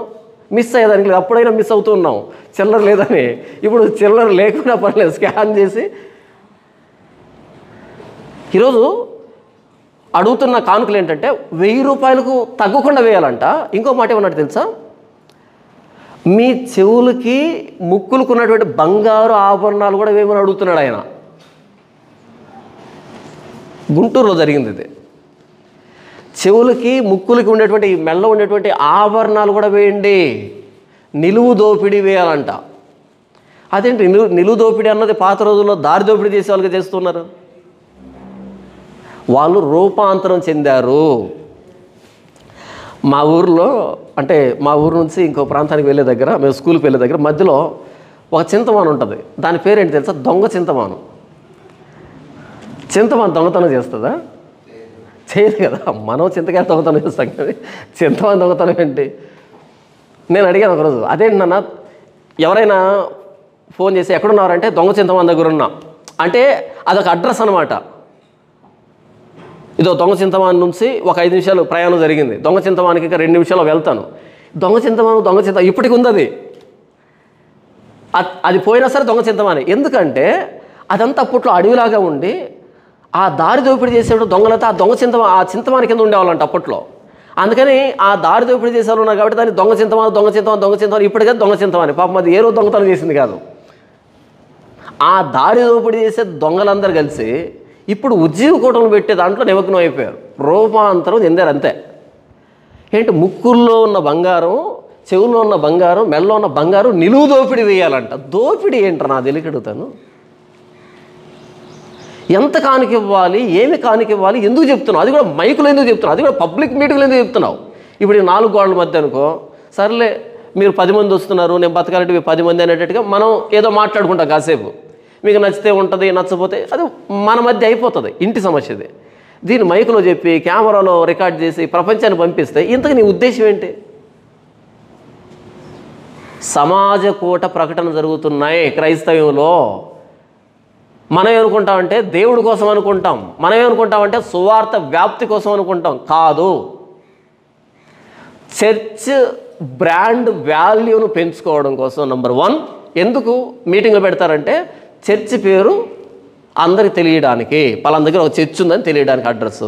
నంబర్ 2, ఎందుకు ఆ స్పీకర్ని పిలిచారంటే ఈ వ్యక్తి 10 మందికి తెలుసు కాబట్టి ఈ వ్యక్తి వస్తే 10 మంది కొత్త వాళ్ళు వస్తారు, పక్క చర్చి వాళ్ళు వస్తారు. కొత్త వాళ్ళు అంటే అన్యులు కాదు, పక్క చర్చి వాళ్ళు వస్తారని. నంబర్ 3, డబ్బు వస్తుంది, ఆదాయం వస్తుంది. అంతేనా? ఇంతమించి ఇంకేమైనా ఉందా? ఇది వేషధారణ, ఎంటీ రిలీజన్. ఎవడ పెట్టమన్నాడు ఇంత?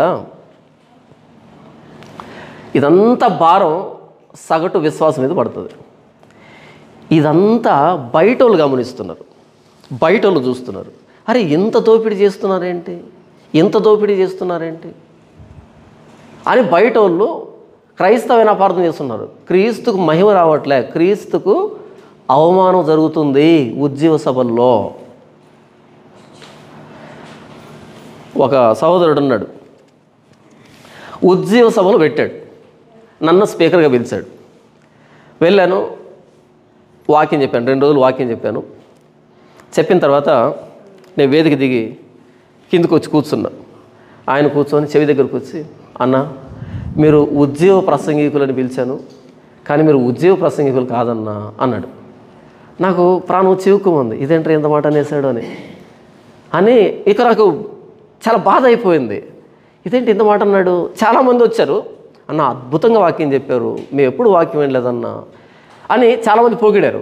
కానీ పిలిచిన ఆయన మాత్రం చెవి దగ్గరకు వచ్చేమన్నాడు, మీరు ఉజ్జీవ ప్రసంగికులు కాదన్నాడు.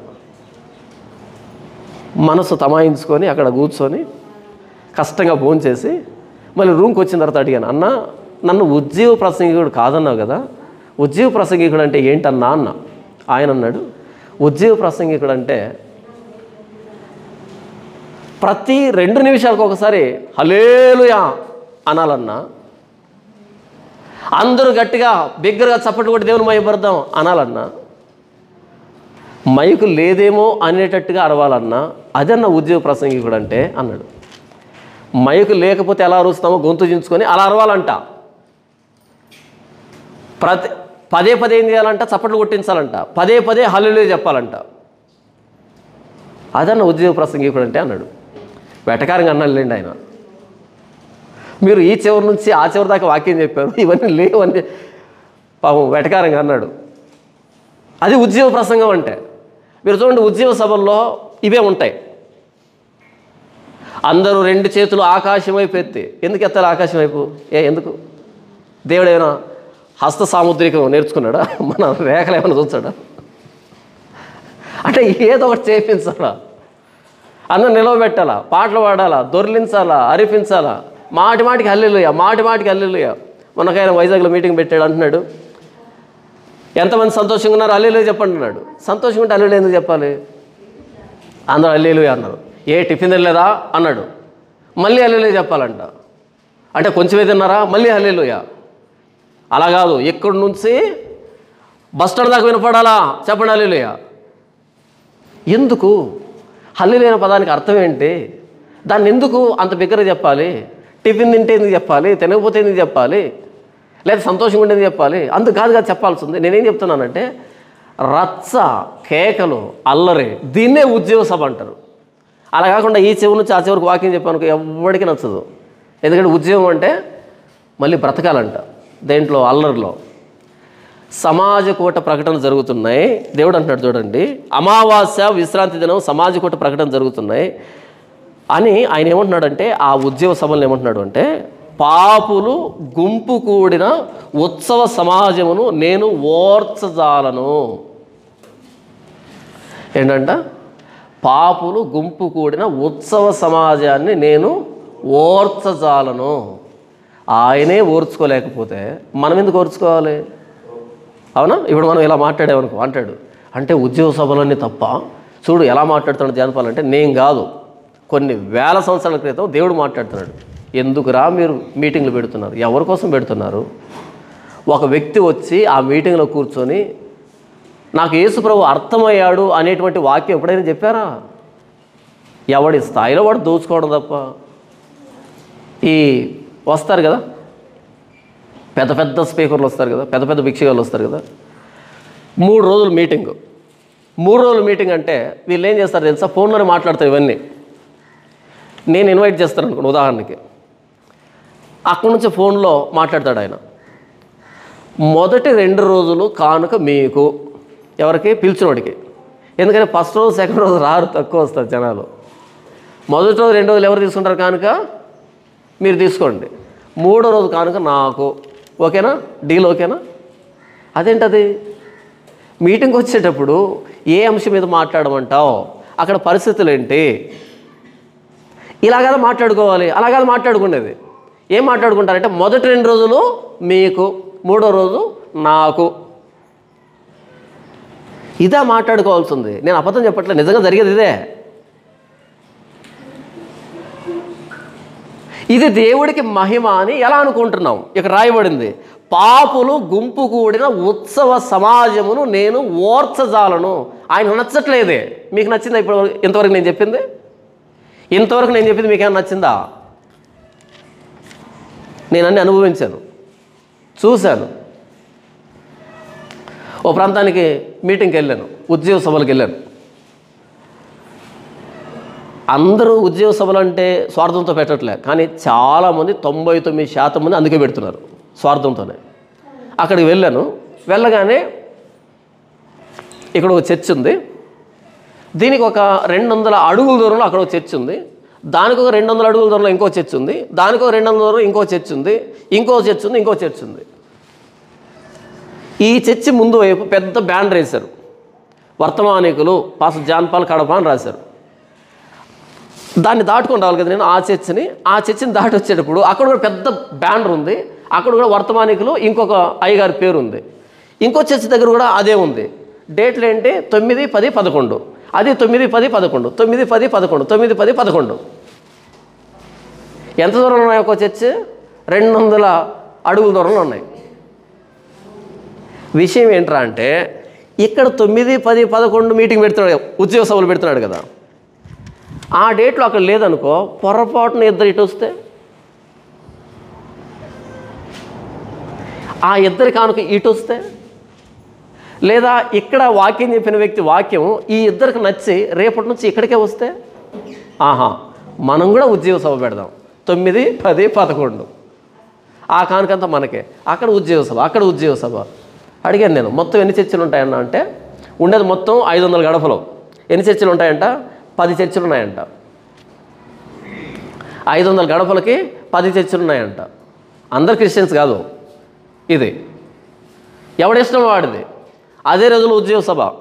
నేను ఎక్కడికైనా మీటింగ్ వెళ్ళాను అనుకోండి, 10వ తారీఖు పాస్ జాన్పాల్ వస్తున్నాడంటే 10వ తారీఖు వాళ్ళు కోమాలో ఉన్నా సరే లేచి వచ్చి మీటింగ్ పెట్టుకుంటారు చర్చిలో. ఎందుకో తెలుసా? పొరపాటున జాన్పాల్ మీటింగ్ వెళ్తారేమో అని. ఇంకా ఆ మీటింగ్లో నిలవబడి అక్కడి నుంచి మైకులో వినబడుతుంటుంది. మొన్న వినపడింది నాకు, దేవుని స్తుతించండి, ఆరాధించండి అని పాటలు వస్తున్నాయి అక్కడి నుంచి. నాకు అనిపించింది ఆవిడ పైన బిల్డింగ్ మీద తిరుగుతూ ఉన్నా, ఇక మీటింగ్ ఏర్పాటు జరుగుతున్నాయి. ఇక్కడ స్పెషల్ మీటింగ్ పెట్టుకున్నారు. ఎందుకని? మన మీటింగ్ రాకుండా అక్కడి నుంచి పాటలు పాడుతున్నారు, దేవుని స్తుతించండి. నాకు అనిపించింది, ఏ దేవుని స్తుతించాలి, ఎందుకు స్తుతించాలి, ఎందుకు? దౌర్భాగ్యం కదా ఇది. ఇదంతా గమనించి చెప్తున్నా, ఇదంతా ఆలోచించి చెప్తున్నా. అసహ్యమైన కార్యాలు జరిగేది ఎప్పుడు రా అంటే సభల్లోనే. ఇక డిసెంబర్ నెలలో సెమీ క్రిస్మస్ వస్తే మనం పెట్టుకునే క్యారల్స్ కానీ, మనం పెట్టుకునే స్పెషల్ మీటింగ్స్ కానీ, సెమీ క్రిస్మస్ కానీ అన్నీ కూడా ఏంటంటే మొత్తం వేషధారనే. ఆ చర్చ పెట్టింది మనం పెట్టకపోతే ఇక్కడి నుంచి అక్కడికి వెళ్తారు. ఎంత రాబడతారో, ఎంత సంపాదిస్తారో, ఇదంతా వేషధారణ. ఇదంతా సొంతంగా చెప్పట్లేక రాయబడిని చెప్తున్నాను నేను. పాపులు గుంపు కూడిన ఉత్సవ సమాజమును నేను ఓర్చజాలను. మొన్న ఒక చోట ఒక సహోదరుడు చెప్తున్నాడు, అది ఇక్కడ ముద్రించబడింది నాకు. ఏం చెప్తున్నాడంటే, ఆ ఏరియాలో ఉన్నటువంటి పాస్టర్లు అందరూ మీటింగ్ పెట్టుకున్నారంట. పెద్ద పాస్టర్ ఈ చిన్న పాస్టర్ అందరూ కలిసి మీటింగ్ పెట్టుకున్నారంట. ఆ మీటింగ్లో వాళ్ళు మాట్లాడుకుంటున్నారంట, ఎరా యోసేపు ఏమాత్రం వచ్చింది, ఇది సెమీ క్రిస్మస్లు అన్నీ పెడతారు కదా, క్రిస్మస్ ఇంకా ఉంది, ఏమాత్రం వచ్చిందా అని యోసేపుని అడిగితే, మా చర్చ వాళ్ళంతా ఎదవాలన్నా, ఏమైందంటే పెద్దగా ఏం రాదన్నా అని అంటున్నాడంట. ఇది ఆ పాస్టర్స్ మీటింగ్ అంటే. ఎరా యోసేపు ఎంత వచ్చిందంటే, మా చర్చలో వాళ్ళంతా ఎదవాలంట, ఎందుకంటే పెద్దగా ఎవరు అంట. ఏరా మత్తయ్య నీకెంత వచ్చింది, ఇది పాస్టర్స్ మీటింగ్ అంటే. లేదా పాస్టర్లందరూ కలిసి pastors fellowship, Kadapa pastors fellowship, Kurnool pastors fellowship, లేదా సౌత్ ఇండియా పాస్టర్స్ ఫెలోషిప్, ఇలా పాస్టర్లందరూ గుంపుగా వస్తారు. ఎందుకు వస్తున్నారు వీళ్ళంతా అంటే, రాజకీయ పార్టీల దగ్గరికి వెళ్ళి అడుగు తినడానికి. ఇదిగో మేము ఎంతమంది పాస్టర్లు ఉన్నాం, ఒక్కొక్కరికి ఎన్ని చర్చలు ఉన్నాయి, ఒక్కొక్క చర్చలు ఎంతమంది ఉన్నాయి, మేము ఎక్కడ వేయమంటే ఓటు అక్కడ వేస్తారు ఓటు, మాకేమాత్రం వేస్తామని చెప్పు. పాపులు గుంపు కూడిన ఉత్సవ సమాజం నేను ఓర్చజాలను, ఓర్చుకోలేకపోతున్నా. మనం ఎందుకు ఓర్చుకుంటున్నాం? బయటికి వెళ్ళి కొంచెం కలిపెట్టి చూస్తే, ఏమంటే క్రైస్తవులం కాబట్టి, నేను పాసను కాబట్టి అన్నీ చెప్పుకోలేక కొన్ని దిగమింగుకొని కడుపు చించుకుంటే కాళ్ళ మీద పడుతుందని కొన్ని పైకి చెప్తుంటే అసహ్యంగా ఉన్నాయి కదా, అక్కడికి వెళ్ళి చూస్తే జరిగే విషయాలు చూస్తే చాలా దరిద్రం అనిపిస్తుంది మనకే. ఇప్పుడు నేనేమన్నా మంచోడినా? కాదు, నాకే అలా అనిపిస్తే మరి దేవుడికి ఎలా అనిపిస్తుంది? పాపులు గుంపు కూడిన ఉత్సవ సమాజం అని నేను ఓర్చుకోలేకపోతున్నా అంటున్నాడు ఆయన. లోపల జరిగేది ఒకటి, బయట కనబడేది ఇంకొకటి. ప్రభు మహిమార్థమే రాస్తావు దాని మీద. ప్రభు మహిమార్థమే కాదు, నీ సంపాదన కోసం చేస్తున్నావు ఇదంతా, నీ స్వార్థం కోసం చేస్తున్నావు ఇదంతా.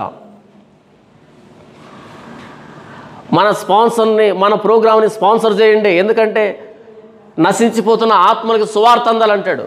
నశించిపోతున్న ఆత్మల కోసం కాదు నేను స్పాన్సర్ చేయమంటున్నది. ఇంకా చాలామందికి మనకు QR code, Google pay, PhonePe తెలియదు, వాళ్ళ దగ్గర కూడా వెళ్ళాలి. తమిళనాడులో కూడా పరిచయం ప్రారంభిస్తాం, ఎందుకని తమిళంలో కూడా ట్రాన్స్లేట్ చేస్తే అక్కడి నుంచి కూడా డబ్బు ఇక్కడికే వస్తుంది. పేరేమో సువార్త వ్యాప్తి కోసం. వాస్తవానికి జరిగేది ఏంటంటే సామ్రాజ్య వ్యాప్తి. ఎందుకని బ్రాంచ్లు పెడుతున్నావు? ఇంక లేరు అక్కడ ఎవరు?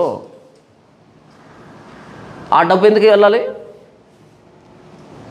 పక్క చర్చికి ఎందుకు వెళ్ళాలి? ఎంత వేషధారితనంతో కూడుకున్నటువంటి పరిచర్య వచ్చిందంటే, పరిచర్య పేరుతో వ్యాపారం వచ్చిందంటే, నేను ఓర్చుకోలేకపోతున్నా అంటున్నాడు ఆయన. మనం ఎందుకు ఓర్చుకుంటున్నాం? ఎందుకు ఓర్చుకోవాలి? 14 వచనం, మీ అమావాస్య ఉత్సవములను నియామక కాలములను నాకు హేయములు. హేయం అంటే అసహ్యం, అసహ్యం అంటున్నాడు. అవి నాకు బాధాకరములు. దేవుడు బాధపడుతున్నాడంట. వాటిని సహింపలేక విసిగిపోయి ఉన్నాను. ఇది కొన్ని వేల సంవత్సరాల క్రితం చెప్పిన మాట. ఈరోజు ప్రతిరోజు ఎక్కడో ఒక చోట ఏదో ఒక సభ పేరు అంజూర పండుగ అంట. ఏంటంటే సమావేశం పేరు అంజూర పండుగ. కింద ఏం రాశారు తెలుసా? వచ్చిన ప్రతి ఒక్కరికి ప్రార్థించిన అంజూర పండు ఇవ్వబడును. వినడానికి అసహ్యంగా లేదా? దానిని మొత్తం టౌన్ అంతా ఎక్కడ జానడు ఖాళీ దొరికితే అక్కడల్లా అంటించి పడేశారు అంతా. ఇంకా అది ఎక్కడ లేనట్టు ప్రపంచంలో. అక్కడ వెళ్తే ఏమొస్తుంది? మనకి ఒక అంజూరు పండు వస్తుంది. చూసి అనుకున్నాను, ఒరే వాళ్ళకి అర్థమైంది నాకు అర్థం కావట్లేదా, నాకు అర్థమైంది వాళ్ళకి అర్థం కావట్లేదా? కన్ఫ్యూజ్ అయిపోయాను నేను. పెద్ద పెద్ద బ్యానర్లు అంజూరు పండుగ 3 రోజులు వచ్చిన వారికి ప్రార్థించిన అంజూరు పండు ఇవ్వబడుతుంది. ఇంతకు అంజూరు పండు తింటే ఏమవుతుంది? పిల్లలు లేని వాళ్ళకి పిల్లలు పడతారు. ఏంటి అంజూరు పండుగకి? అప్పులు ఉంటే పోతాయి, రోగాలు ఉంటే పోతాయి, సమస్యలు ఉంటే పోతాయి. ఆ అంజూరు పండు తింటే ఆరోగ్యం అని తెలుసు, కానీ అంజూరు పండు తింటే పిల్లలు పడతారు నాకు తెలీదు. ఇది తెలుసుంటే నేను పెళ్ళి చేసుకునేవాళ్ళు కదా అసలు. అంతే కదా, చాలామంది పెళ్ళిళ్ళు మానేసి అంజూరు పండు కొనుక్కునేవాళ్ళు. అంజూరు పండు తింటానంటే అప్పులు పోతాయంట. అనవసరంగా ఉద్యోగాలు చేస్తున్నారు, కానీ అంజూరు పండు కొనుక్కుంటే అప్పులు పోతాయి.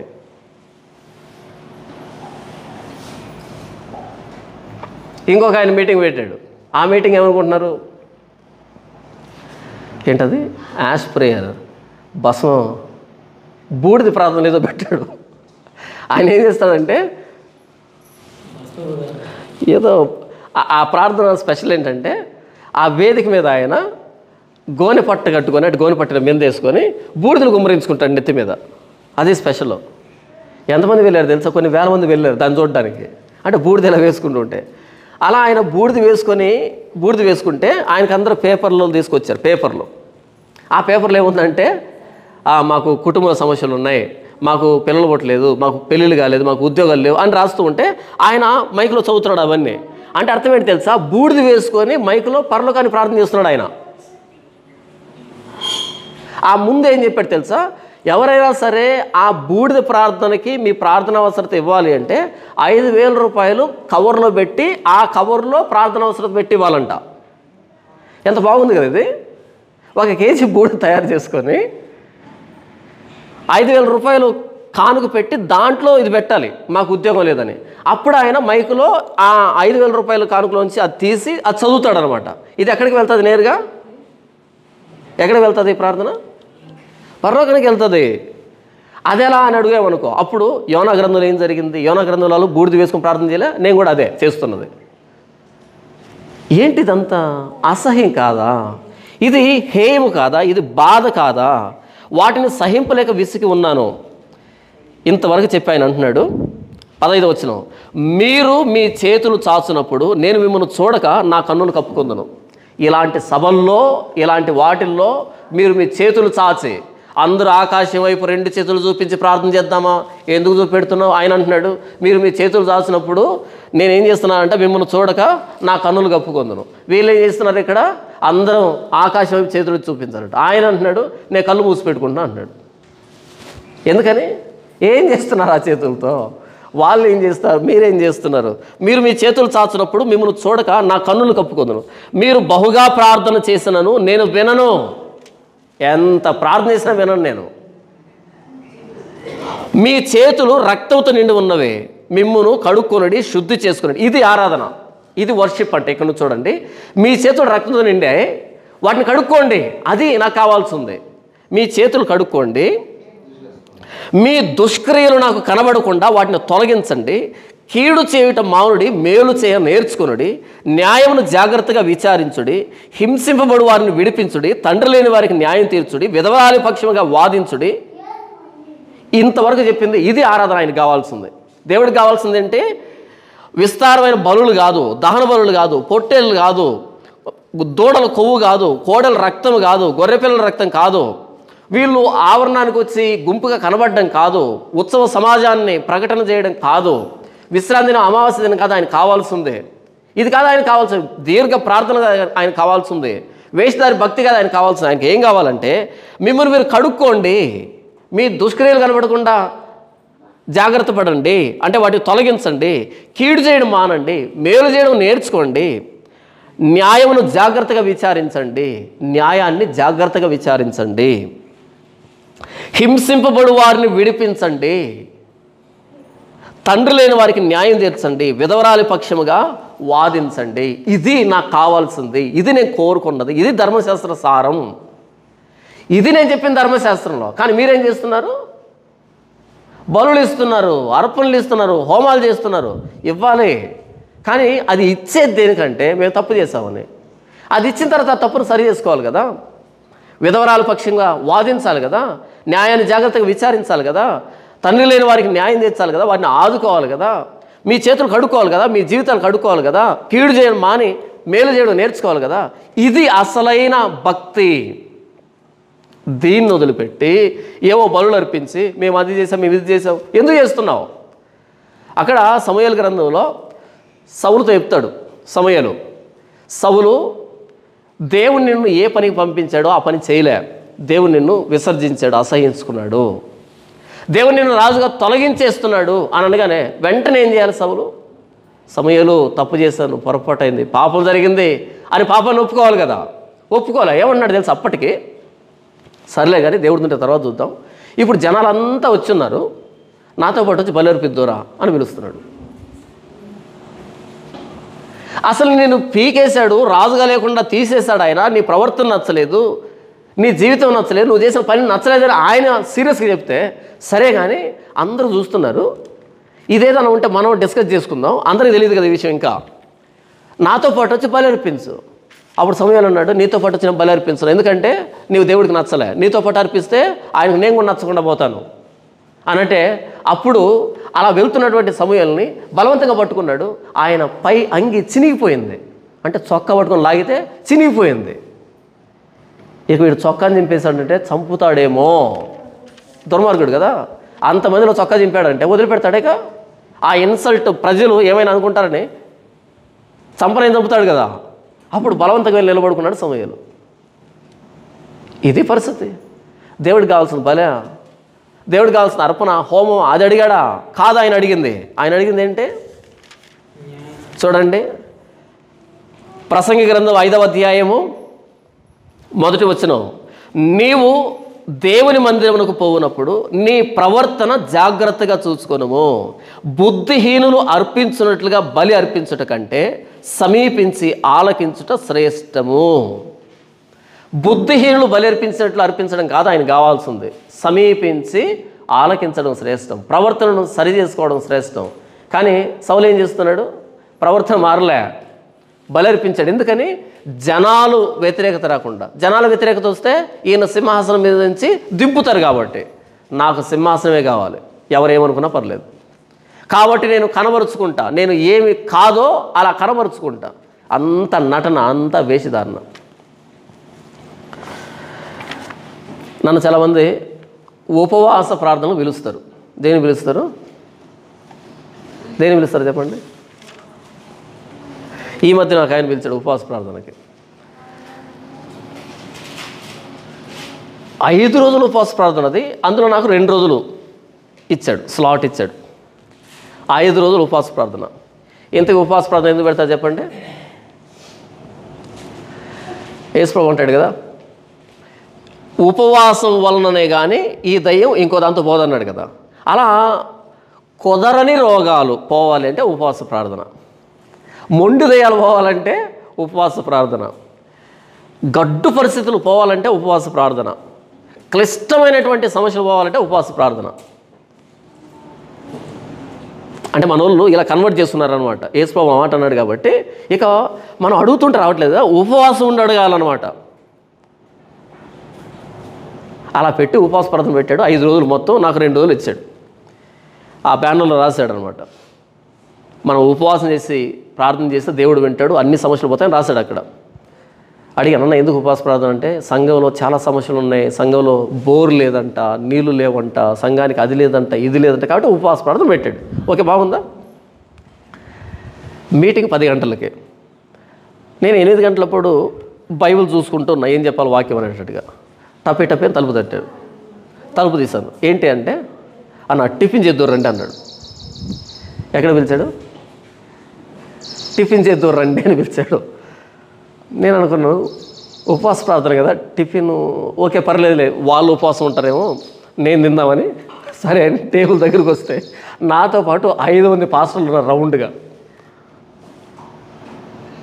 ఒక ఆయన ఆరాధన నడిపించే ఆయన, ఒక ఆయన పాటలు పాడాయన, ఒక ఆయన యాంకరింగ్ చేసే ఆయన, ఇంకొక ఆయన స్పెషల్ గెస్ట్గా వచ్చాడు, ఇంకొక ఆయన ఆ సంఘ కాపురి. మొత్తం 5 మంది ఉన్నారు రౌండ్గా. వాళ్ళ బ్యాగులు మోసేదానికి వస్తారా, వాళ్ళు కూడా ఉన్నారు. ఇప్పుడు నాకు ఒక చైర్ ఉంటే నేను కూర్చున్నాను అనమాట. అంటే ఈ నాటకం దేనికంటే నా పేరు చెప్పి వీలు తినడానికి, అంతే కదా. ఇప్పుడు నేను కూడా తిన్నాను అనుకో, వీళ్ళని అంటానా? అస్సలు అన్న నేను. కాబట్టి కూర్చున్నారు. నాకు ఉండబట్టలేక, ఎందుకంటే ఇంకా మనసు నొచ్చుకుంటుంది. నేను తింటాను, నేనేం చెప్పలే ఉపవాస ప్రార్థన నేను ఎప్పుడు చెప్పలే. నేను ఫుల్గా తినే వెళ్తాను అక్కడికి, ఎందుకంటే 1 గంట మాట్లాడు కాబట్టి ఆ మాత్రం ఉండాలి. నేనేం ఇలాంటి ఫార్మాలిటీస్ ఉండవు నాకు. అయితే తింటున్నాం, నాకు అనిపించి అన్న ఉపవాస ప్రార్థన పెట్టారు, మరి మీరంతా కూర్చున్నారు అన్న, ఎందుకంటే వాళ్ళు లోకల్ కదా. అప్పుడు మొదలు పెట్టారు, అన్న నాకు షుగర్ అన్న ఈయన, అన్న నాకు అల్సర్ అన్న, అన్న నాకు క్యాన్సర్ అన్న, అన్న నాకు అది అన్న ఇది. అంటే అర్థం ఏంటనమాట, వీళ్ళు తింటున్నది ఏం తెలుసా? ట్యాబ్లెట్ వేసుకోవాలి కాబట్టి. మీకేనా, సంఘంలో కూడా ఎవరికైనా షుగర్ ఉందా? మీకే షుగర్ లేదు, సంఘంలో కూడా షుగర్ ఉందా? కానీ వాళ్ళు మాత్రం తినకూడదు. సంఘంలో బీపీ ఉంటుందా, అల్సర్ ఉంటుందా, క్యాన్సర్ ఉంటుందా, అన్నీ ఉంటాయి. కానీ వాళ్ళు మాత్రం తినకుండా రావాలి, వీళ్ళు మాత్రం ట్యాబ్లెట్ వేసుకోవాలి కాబట్టి తినాలి. అలాంటప్పుడు ఉపవాస ప్రార్థన ఎందుకు, మామూలు ప్రార్థన పెట్టుకుని పోతుంది కదా.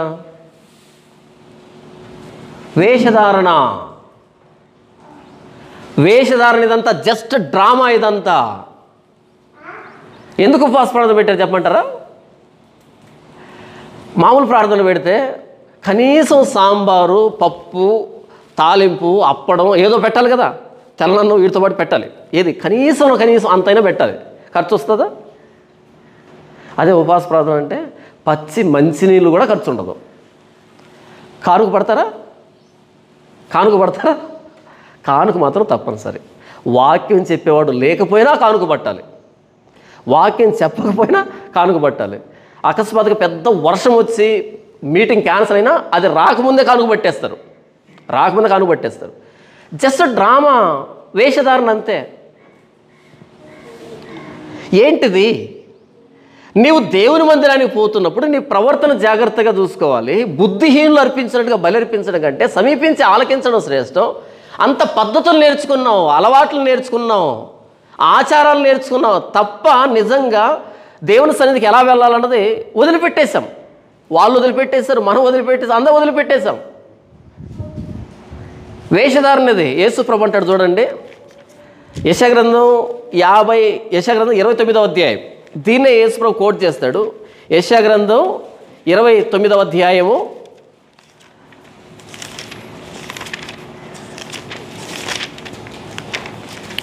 29వ అధ్యాయము 13వ వచనం నుంచి ప్రభువు ఇలాగ సెలవిచ్చుచున్నాడు, ఈ ప్రజలు నోటి మాటతో నా ఎద్దకు వచ్చుచున్నారు, పెదవులతో నన్ను గనపరుచుతున్నారు, కానీ తమ హృదయమును నాకు దూరము చేసుకుని ఉన్నారు.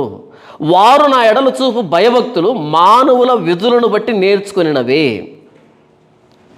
ఏంటంట, ఈ ప్రజలు పెదవులతో నా దగ్గరకు వస్తున్నారు, మాటలతో నా దగ్గరకు వస్తున్నారు, కానీ వారి హృదయం నాకు దూరంగా ఉంది.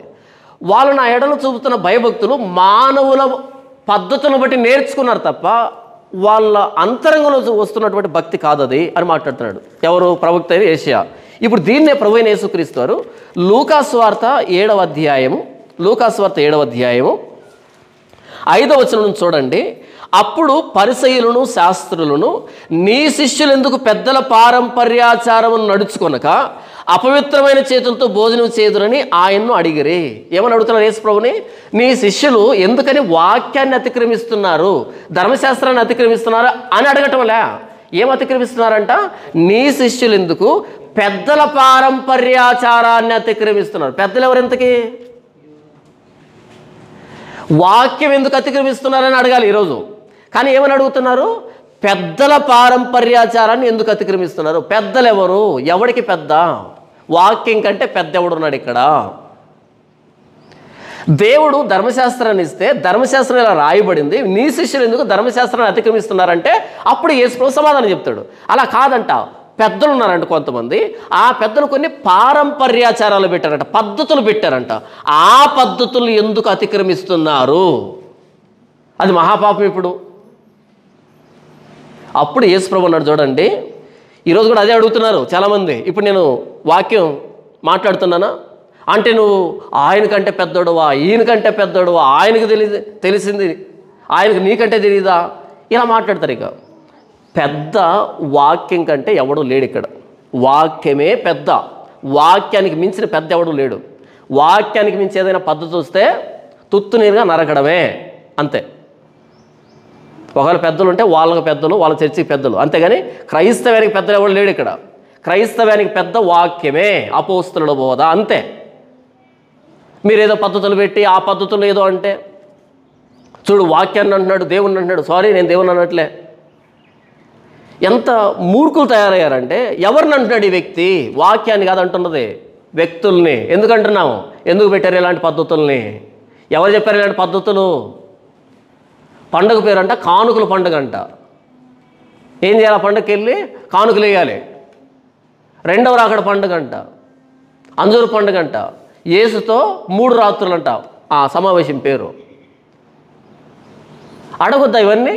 గుడారాల పండుగ అంట, ఇంకొక ఆయన పర్ణశాల పండుగ అంట, ఇంకొక ఆయన శృంగధోని పండుగ అంట. ఏంటి ఇవన్నీ? వాక్యానికి మించిన పెద్ద ఎవ్వడు లేడు. పెద్దలు పారంపర్యాచారం పెడితే మీరు పాటించుకోండి, క్రైస్తవ మీద రుద్దకండి. ఇక ఆ పండగకి ప్రపంచవ్యాప్తంగా అందరూ వచ్చి అక్కడ గుమికూడాలి. రాకపోతే మహాపాపులు వాళ్ళు. ఎవరికి పెద్దలు మీరంతా? ఎందుకు పెద్దలు మీరంతా? పెద్దల పారంపర్యాచారాన్ని గైకొనడం లేదు ఎందుకని అడుగుతున్నాడు యేసు ప్రభు. అప్పుడు యేసు ప్రభు అంటున్నాడు 6వ వచనం, అందుకు ఆయన వారితో ఇలాగ చెప్పెను, ఈ ప్రజలు పెదవులు తనను గనపరచుదురు, కానీ వారి హృదయం నాకు దూరంగా ఉన్నది. వారు మానవులు కల్పించిన పద్ధతులు దేవోపదేశములను బోధించుతూ నన్ను వ్యర్థముగా ఆరాధించుదురు అని వ్రాయబడినట్టు వేషధారులైన మిమ్మును గూర్చి యెషయా ప్రవచించినది సరియే. మీరు దేవుని ఆజ్ఞను విడిచిపెట్టి మనుషుల పారంపర్యాచారమును గైకొనుచున్నారు. మరియు ఆయన, మీరు మీ పారంపర్యాచారమును గైకొనుటకు దేవుని ఆజ్ఞను బొత్తిగా నిరాకరించుదురు. మీ పద్ధతుల్ని పాటించేదానికి వాక్యాన్ని ఎంత దూరమైన నాశనం చేస్తారు, ఎంతైనా తాకట్టు పెడతారు. మీరు పాటలు రాశారు, పాటలు రిలీజ్ చేసుకోవాలనుకున్నారు, ఏదో కార్యక్రమం పెట్టుకోవచ్చు కదా, దానికి గుడారాల పండుగని ఎందుకు? బైబిల్ ఉన్న పేరుని ఎందుకు చెడగొట్టడం? మీ వ్యవస్థని బలోపేతం చేసుకోవడానికి ఎందుకు ఇదంతా? రాజకీయ నాయకులు వాళ్ళ బల ప్రదర్శన కోసమని కొన్ని కార్యక్రమాలు చేస్తే బాగుంటుంది, కానీ క్రైస్తవులకి ఎందుకు ఇదంతా? మరలా సిగ్గు శరం లేకుండా ఇన్ని లక్షల మంది వచ్చారు ప్రపంచవ్యాప్తంగా, ఏం చేద్దామని, ఏం ఉద్ధరిద్దామని? అక్కడ చెరుకులు కొనుక్కోవడానికి కదా. ఈ మధ్య ఒక ప్రాంతానికి వెళ్ళాను వాక్యం చెప్పడానికి వెళ్తే ఆ చర్చి బయట వరుసగా తోపుడు బండ్లు ఉన్నాయి. ఎందుకో తెలుసా? ఒకదాని మీద గాజులు, ఒకదాని మీద పీకలు, ఒకదాని మీద కార్లు, బస్సులు, ఈ చివరి నుంచి ఆ చివరి దాకా కనీసం ఒక 20 ఎన్ని ఉంటాయి. ఈ మధ్య వెళ్ళొచ్చారు, 20 తోపుడు బండ్లు ఉన్నాయి. ఎందుకు వచ్చారు వాళ్ళు? పీకలు అమ్ముకోవడానికి వచ్చారు, గాజులు అమ్ముకోవడానికి వచ్చారు. చూసారు ఎంత డెవలప్ అయ్యాం మనం? ఎంత డెవలప్ అయ్యాం కదా. చూసి నిజంగా షాక్ అయ్యాను నేను. ఏంటిది?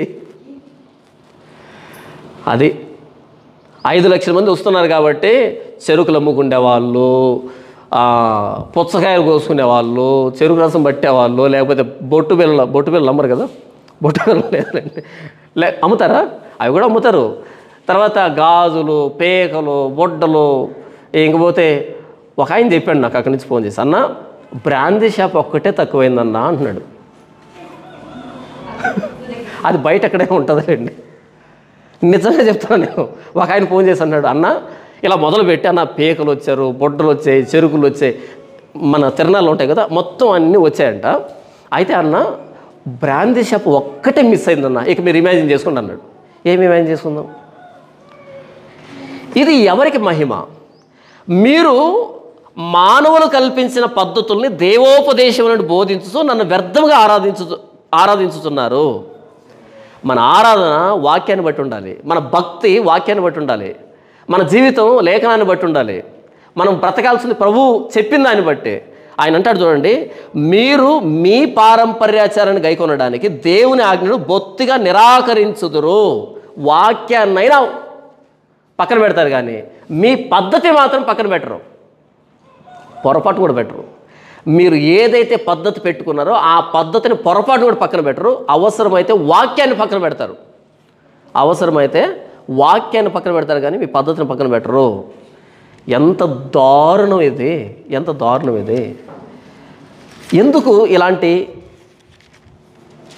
భక్తిహీనత, ఇలాంటి వేషధారణ ఎందుకు వచ్చిందంటే దీనికి సమాధానం కొరింథీయులకు రాసిన మొదటి పత్రిక 15వ అధ్యాయం 19వ వచనం. ఈ జీవితకాలం మట్టుకే మనం క్రీస్తునందు నిరీక్షించు వారమైన ఎడల మనుషులందరికంటే దౌర్భాగ్యులమై ఉందుము. ఈ జీవితకాలం మట్టుకే మనం క్రీస్తునందు నిరీక్షిస్తే మనుషులందరికంటే దౌర్భాగ్యులమే. అంటే ప్రభు అయిన యేసుక్రీస్తు వారి మరణ సమాధి పునరుద్ధానాలు వాటిని బట్టి కాకుండా ఈ జీవితంలో వచ్చే సమస్యల కోసమే యేసు ప్రభు దగ్గరికి వస్తే మనం ఇలాంటి వేషధారణ భక్తి జరిగిస్తాము. నిజంగా ప్రభు అయిన యేసుక్రీస్తు వారు ఎందుకు శిలువలో ప్రాణం పెట్టాడు, ఆయన ఎందుకు రక్తం కార్చాడు, యేసు ప్రభు ఎందుకు ఈ లోకానికి నరావతారిగా రావాల్సి వచ్చింది అనేది కనుక ఆలోచిస్తే వేషధారణ భక్తి ఉండదు. అంతరంగంలో నుంచి నిజమైనటువంటి పశ్చాత్తాపం, నిజమైనటువంటి మారు మనసు, నిజమైనటువంటి రూపాంతరత మనం చూస్తాం. ఎందుకంటే ప్రభువా నా పాపాలు క్షమించు, నా దోషాలు మన్నించు, నా అతిక్రమాలు క్షమించు అని వేడేటువంటి వ్యక్తి వేషధారణ కనబరచలేడు. దేవాలయానికి ఇద్దరు వెళ్ళారంట, ఒకడు పరిసయుడు అయితే ఒకడు సుంకరి ఏం చేశాడు?